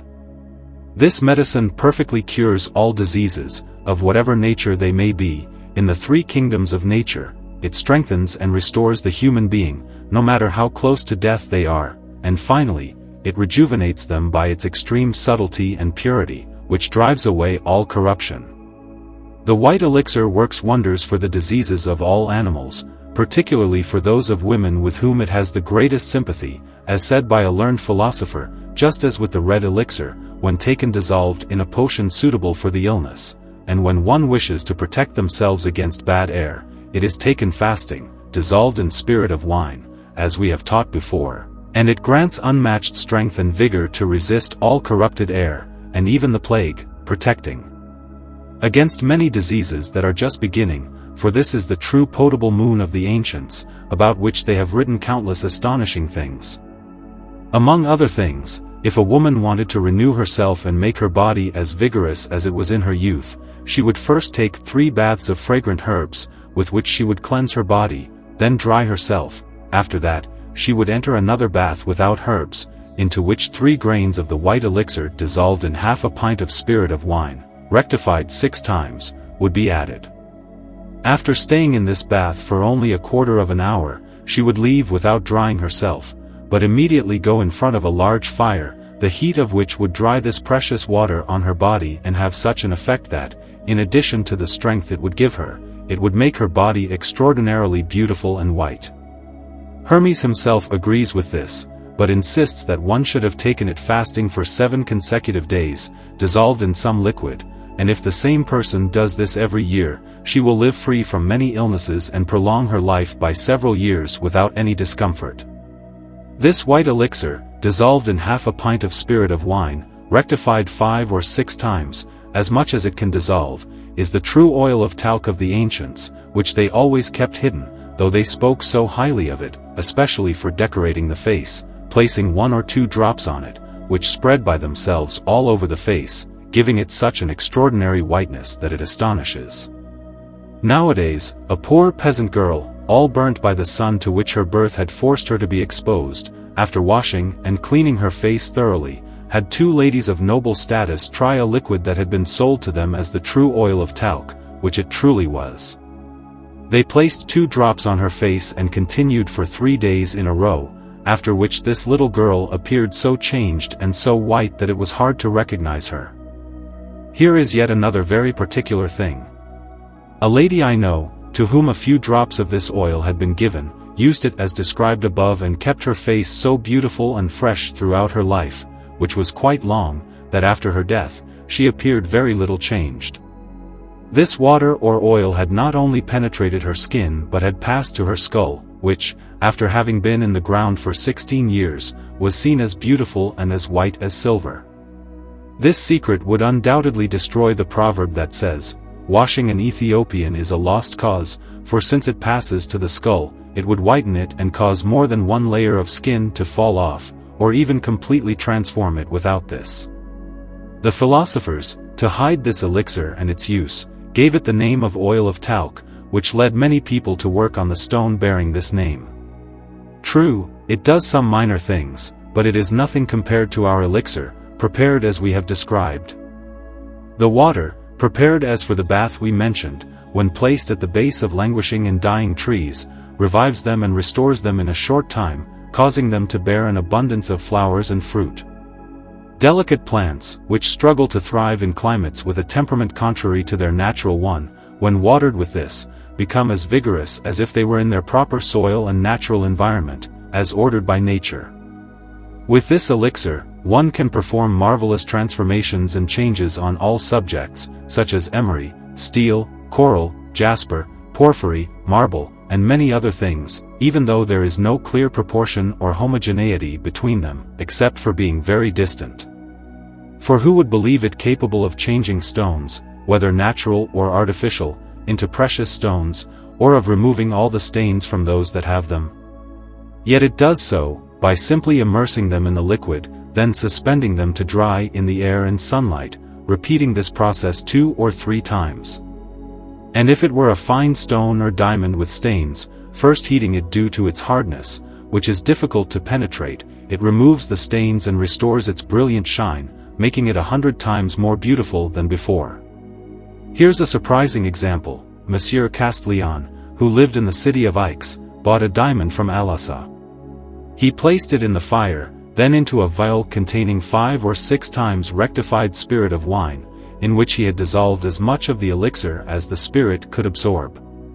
He took it out once he deemed it no longer hot, then placed it in the fire again, repeating the process 3 times, then placing it back into the first vial. After a 4th time in the fire, he plunged it into the second vial. Once removed, he went on to sell it as a genuine fine diamond, for which he received a considerable sum. The elixir reduces crystal into fine diamond, acting on it so powerfully that it not only gives it the brilliance, weight, and hardness of a diamond, but truly turns it into a diamond by immersing it multiple times in spirit of wine that has dissolved the elixir, as described above. But one must be cautious not to heat the crystal too much the first time, for fear of calcining it. It can be heated slightly on the second occasion, as the liquid that has penetrated it protects it from this mishap. On the 3rd time, it should be heated strongly to ensure better penetration. This elixir removes stains from pearls and whitens them to an even brighter white than their natural color, removing the yellow hue from those that are yellow, and giving them a natural color. It dissolves the seeds of pearls, even the larger ones, so that once reduced into a paste, an artist can shape them into whatever size and form he desires. They will not only be fine, but also have more weight and a more beautiful luster than they originally had. The elixir makes glass malleable, capable of taking on any color, and capable of expansion like metal, removing its fragility. This makes it far more valuable than gold itself, which is not as transparent as glass. This secret was lost during the time of Tiberius, when the man who had presented him with a vessel of this kind of glass was killed. He had tested it in Tiberius' presence with a hammer and a small anvil he had brought specifically for the purpose. This secret has been kept hidden by the wise ever since, for reasons one can imagine. Finally, this elixir works so many wonders that I could never describe them all here if I were to mention everything written about it. I will content myself with sharing one more particularity that might be hard to believe, if a trustworthy man had not given an authentic testimony to it, namely, that a cloth or any other permeable and combustible material that has been soaked in this water cannot be consumed by fire, nor even touched by it in the slightest. I leave it to those who read this to contemplate where such properties and such marvelous effects could come from. The same elixir also cures all external diseases of the body, such as ulcers, cancers, scrofula, leprosy, paralysis, wounds, and other similar maladies, when dissolved in a suitable liquid and applied to the affected area with the help of a cloth soaked in the solution, or even as a poultice, as will be explained in the following section, which is about the red elixir. Men can also use it very beneficially, as well as women, for any diseases that afflict them, whether external or internal, and all those that animals suffer from. Chapter 11. Of the wonders of the red stone, more abundant than those of the white stone. After thoroughly discussing the many wonders of the white stone, which contains only 3 elements and has not yet acquired the final perfection of nature and art, as it lacks the element of fire, which would make it perfect in every way, through the tempering of this element with the other 3, which then live together in harmony and brotherly friendship, despite their natural opposition. It is clear that the red elixir is something quite different from the white, in relation to all diseases of animals, plants, and minerals, having far more power, perfection, and extension. Hence, much less of it is needed for their perfect cure, which is easy to understand. For just as everything spread across the circumference of a circle is gathered in its center in power, that is, in a single sun, similarly, all medicinal virtues present in plants, fish, birds, land animals, minerals, and precious stones are gathered in our sun or elixir, which contains them all, having in itself all the elemental qualities in a perfect temperament, and in eminent perfection and complete digestion. This is why it can heal all diseases, whether cold or hot, humid or dry. Something other substances cannot do, as they each only have a very weak share of virtue for a particular disease. I will not repeat here what I said about the white elixir to compare it with the red, but I will only say that everything the white does, the red does better, and in less time, for the reasons given earlier, with nothing except the color remaining unchanged in things that must be white, because that is their natural color. And if I must add one more reason, it is that although the white contains the quality of fire virtually within it, it does not contain it as perfectly as the red, since the fire has not yet overcome the elemental qualities within it, as it has in the red. When the red elixir is perfected, it is the true potable gold of the ancient philosophers, 1,000 times more excellent than that made from mineral gold, no matter how purified and refined it is, especially if it has been multiplied 7 times, as we have explained elsewhere. It accomplishes all kinds of healings in a shorter time and in much smaller quantities, when dissolved in a suitable liquid for the illness and prepared as we have described for the white elixir. Some doctors advise against giving the white or red elixir for internal diseases of the human body when they have been multiplied, as they argue that nature, which only seeks assistance, might have its internal and potential fire overcome and destroyed by the archeus or central fire of nature, which only requires aid, due to the similarity of virtue and substance. But they fail to consider that, once multiplied, neither is given to the patient in its full quantity or quality, as it must be made to retrogress by dissolving it in a spirit, or in a liquid that is more abundant in one than the other, in proportion to its elevation. Even if they had not been multiplied, they would still need to be dissolved and proportioned to the strength of the subject and the nature of the disease, but they would be more correct in saying that one should refrain from using them only when they have been used in projection, even if it were only once, which is true and very remarkable. However, I want to present here a convenient and extraordinary way to use it, without their objections, to fully satisfy those gentlemen who are so scrupulous when remedies come through a channel other than theirs, and who wouldn't want to take the effort required, as I have taught earlier.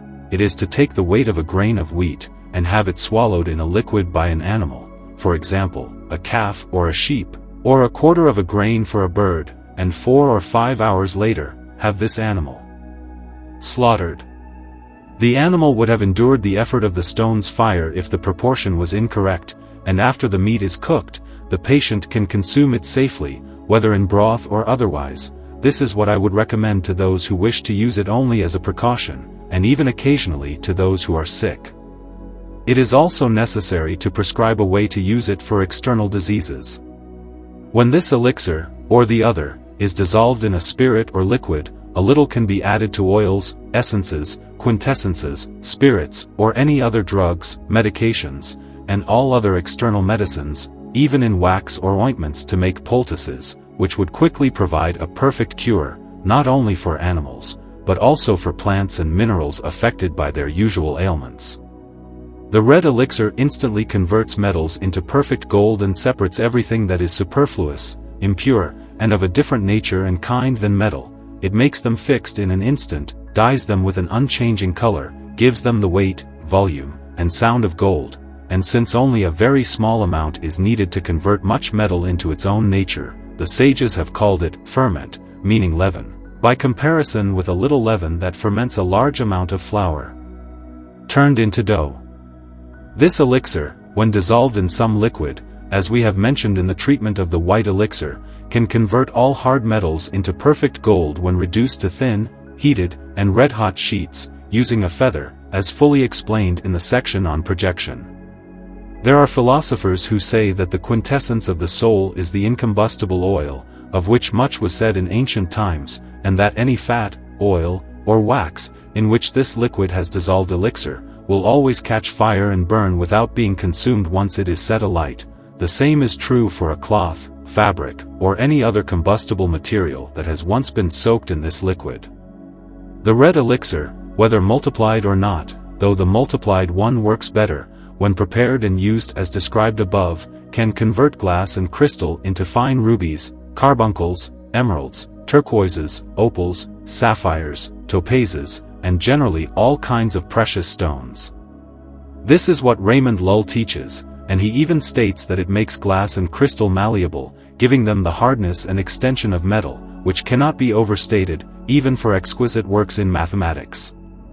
All these beautiful and marvelous productions of both the white and the red stone, not to mention an infinite number of others, should provoke those who are out of the ordinary, that is, those who are curious and discerning, to an ardent desire to learn the way to perform this work of works and this secret of the philosophers, in order to satisfy their curiosity through the experiments we have taught, and to preserve their health, rather than for the desire to acquire riches, which every person of intellect and virtue should despise. And to give them reason to have these thoughts, I will conclude this small work by saying, some philosophers go much further than all that is said above, for they assure us that this science still contains an even more admirable and more desirable secret than all the preceding ones, since those who are fortunate enough to possess it, no matter how wicked they were before, are in an instant and all at once transformed in their manners and become virtuous people, no longer concerned with anything of this world, which they despise, including all the satisfactions of the senses, ambition, vanity, and wealth. They desire only to unite with God, who is the true wealth and the supreme contentment of man, to whom be honor and glory for all eternity. So be it. The end. The Philosopher's Furnace. You are now fully instructed on the three main keys. It is now a matter of working and putting your hand to the task, which you cannot do without having the material ready, a furnace for preparing it, which is that of Piger, of calcination, or a four-register one, a philosophical egg of a height and size suitable, and proportioned to the bowl where the ashes will be, and the bowl to the philosopher's furnace. Now, since the first proportion is that of the furnace, and all the others depend on it, to speak properly of each of them individually, it is fitting to begin with the furnace, and to give its proper description, even declaring what material it should be made of, and its form. Take as much clay as you need to make your furnace, clean it of all stones, and knead it with a mass. Before kneading it, weigh it first and write the weight down on paper, to avoid mistakes. Put 2 ounces of iron filings for each pound of clay, horse dung, and finely shredded straw to your discretion. Mix everything together, moistening with urine to bind it well. When the clay is thus prepared, you will begin the construction of your furnace, as follows. On a board or a round plank, 1 inch thick and 10 inches in diameter, you should build the furnace, giving it an outer thickness of 2 inches and a height of 12 inches, measured from the inside, which should have a diameter of 7 inches. At 4.5 inches high, there will be 2 round glass openings, or eyes, of 1 inch in diameter each, aligned with one another in a straight line. The door for introducing the lamp will be 2 inches 3 lines high and 1 inch 8 lines wide, beginning at the bottom of the furnace, that is to say, from the board. At 9 inches high, 3 iron plates will be mounted at equal distances, arranged in a triangle on the wall of the furnace, each about 1 inch wide. These plates will be placed inwardly to support the vessel containing the ashes. At the end of each iron plate, there will be a hole to ventilate the vessel, which will be pierced with 3 holes at its edge, equally spaced from the holes of the plates. On this furnace, a cap of the same thickness will be adapted, with an internal height of 5.5 inches. In the center of the cap, there will be a hole at the top of approximately 8 lines in diameter, to allow smoke to escape. The cap will be pear-shaped, as if it had a handle about 4 fingers high, making it easy to place and remove. This cap will be about 9 to 10 inches high on the outside, and the hole should never be blocked to ensure the free flow of smoke. Once the furnace is constructed, it must be placed in a proper location to dry thoroughly. This means in a warm place or out in the air during the summer, in a spot where the sun does not shine during the hottest part of the day, as it would dry too quickly and may cause cracks, making it nearly useless. At the very least, any defects would need to be repaired, but it's best to let it dry slowly and comfortably. The bowl. The rim of the vessel or bowl, which some refer to as the ashtray, should leave a half-inch gap all around, without touching the walls of the furnace, in order to allow the smoke from the lamp to circulate freely. This vessel, which will be made of copper in the shape of a bowl, should have a depth of 5 inches, an opening of 6 inches, and a rim of half an inch. Copper is preferred over other materials because the heat from the lamp's fire will warm the ashes more effectively, and the fire or heat will be better distributed and more convenient. Moreover, being made of copper, it will not break like clay, and it will not consume as much oil for the reasons that can be inferred. The ashes. The ashes should be made from oak wood, if possible, well sifted. They should then be washed several times in boiling water to ensure that no salt remains. This is important because if any salt is left, it could crack the egg when heated by the lamp's fire and cause the precious matter to spill into the ashes, which must be carefully preserved. Oakwood ashes are preferred over any other kind because they are softer, which is why the philosophers prescribe them. As the saying goes, Cadmus, which refers to the artist, killed the serpent with his lance against a hollow oak. This metaphor from the sages is easy to explain. An oak is hollowed out most effectively when it is reduced to ash, devoid of its salt. The philosopher's egg. The vessel that must contain the matter of the sages, once it is prepared to be worked with, is known by several names. First, it is called the philosopher's vessel, because it was invented by the philosophers. It is called an egg because it is shaped like one.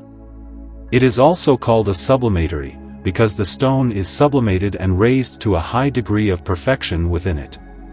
It is referred to as a sieve because the matter, elevated by heat to the top of the vessel, can no longer rise higher and descends drop by drop, much like water passing through a sieve. It is also called a sphere due to its round and spherical shape. The green lion, the true lion, and finally, it is known as a sepulchre, because the stone is buried and mortified within it. All the work of the stone is done in this singular vessel. The philosopher's egg in ashes. This egg should be buried in the ashes of the bowl, prepared as previously described, and well dried before being placed in the vessel. The ashes should be packed around the egg to a thickness of 2 fingers, pressing them gently with the hands so that they do not exceed the height of the matter within the egg. The egg should only be filled up to 1/3 or, at most, half of its capacity when using the first or third method of sealing it hermetically. This ensures that the circulations inside have ample room to expand and function properly, for fear that the spirits of the matter, being subtle, might break the vessel. Material of the egg vessel. The vessel should be made of strong glass, or double-walled, capable of enduring heat, such as the glass from lectane. A vessel made from any other material would not be as suitable, because glass, being a transparent substance, allows the artist to see through it. Through the small windows intentionally placed on the furnace, the artist can observe the colors that will pass through and the changes that occur inside, which is essential for guiding their work and making informed decisions. The neck of the egg should be about 1/2 foot long, with an opening wide enough to insert a finger. If the neck is longer than needed, the excess should be trimmed, as explained later. Sealing the egg. The egg will first be sealed with the Seal of Hermes, which is critical for ensuring the integrity and effectiveness of the process. The Seal of Hermes is a symbolic and practical element, marking the start of the transformation process within the egg. Different methods of sealing may be employed, depending on the specific requirements of the work, which will be further explained in the instructions that follow. The Seals of Hermes.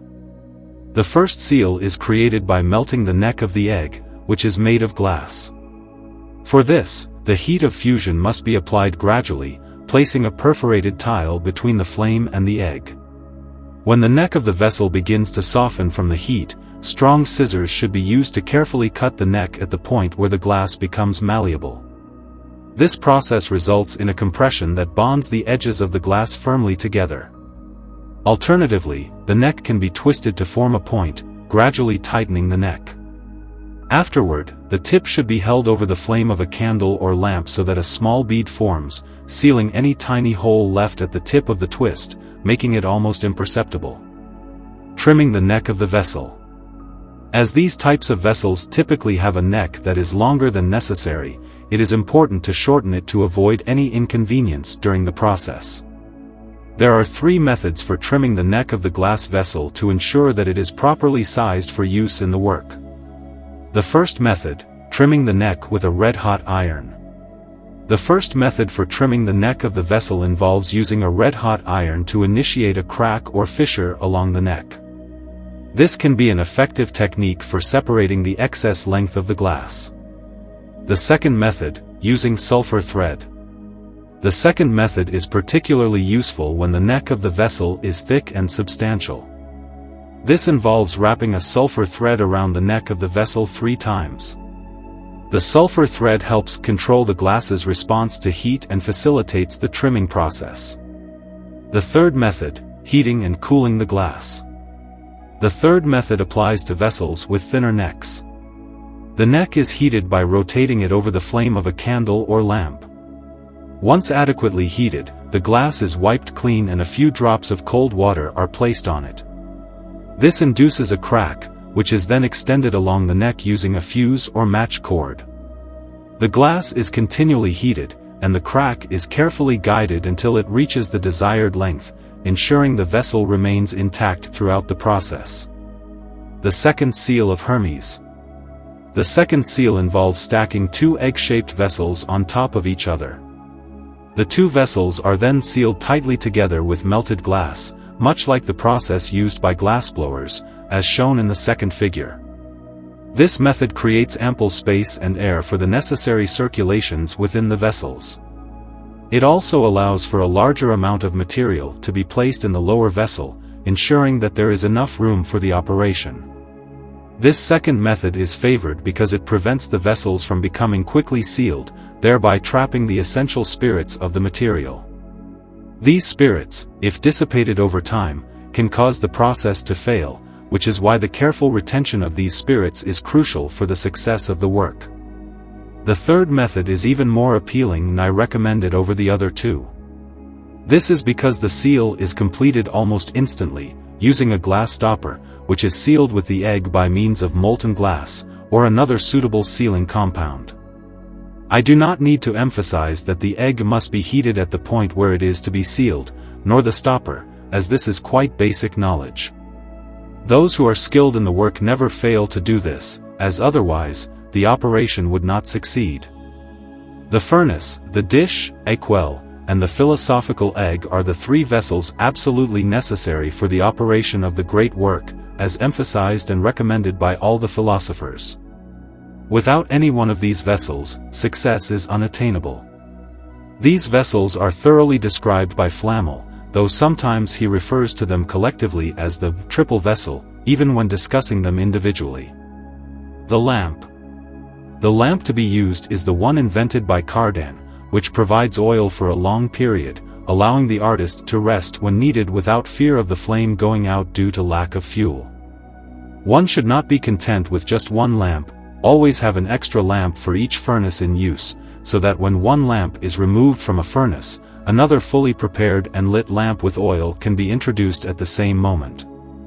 This way, the heat of the fire will always continue at the required evenness, provided that the number of wick threads is neither increased nor decreased. Hook.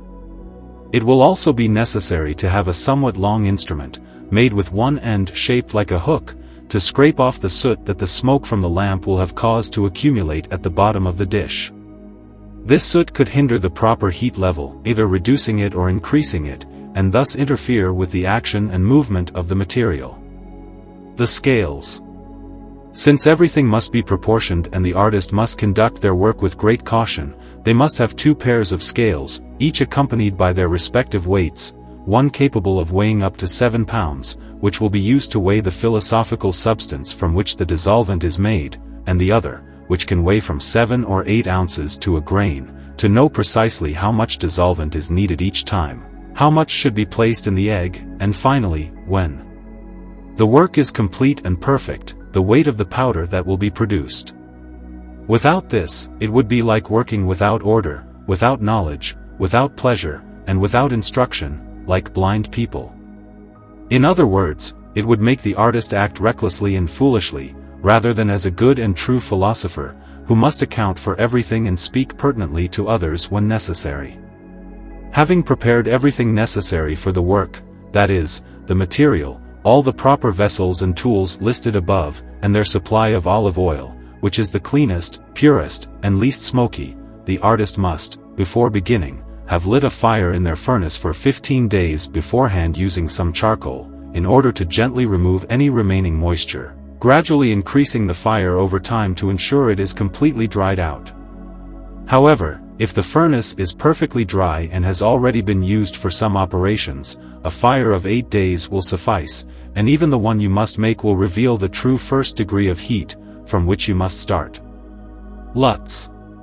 This material is commonly called lut, as it is used to seal vessels that are exposed to intense heat, and to make various furnaces and all kinds of luting. It is composed of clayey earth that is not too greasy, for fear it might crack, nor too thin or sandy, for fear it will not bind well. This earth must be mixed with water, in which a large quantity of horse manure has been dissolved, as well as soot from chimneys, so that both substances contribute a salt to the water, which provides the binding and heat resistance. If one intends to use this mixture to seal and lute glass and earthen vessels exposed to open flames, and especially for retorts, one must add common salt, that is, sea salt, or the dead head of strong water, pulverized glass, and iron filings from the forge anvil. This mixture will create a lut that is so resistant to heat that it will be impenetrable to vapors, such that it will serve as a retort when glass retorts have melted due to the great heat from the flames applied at the end of operations involving minerals. When it is necessary to join vessels together, and they are not exposed to open flames, there are 3 kinds of luts. The first is made with beaten egg whites that are reduced to water through long agitation.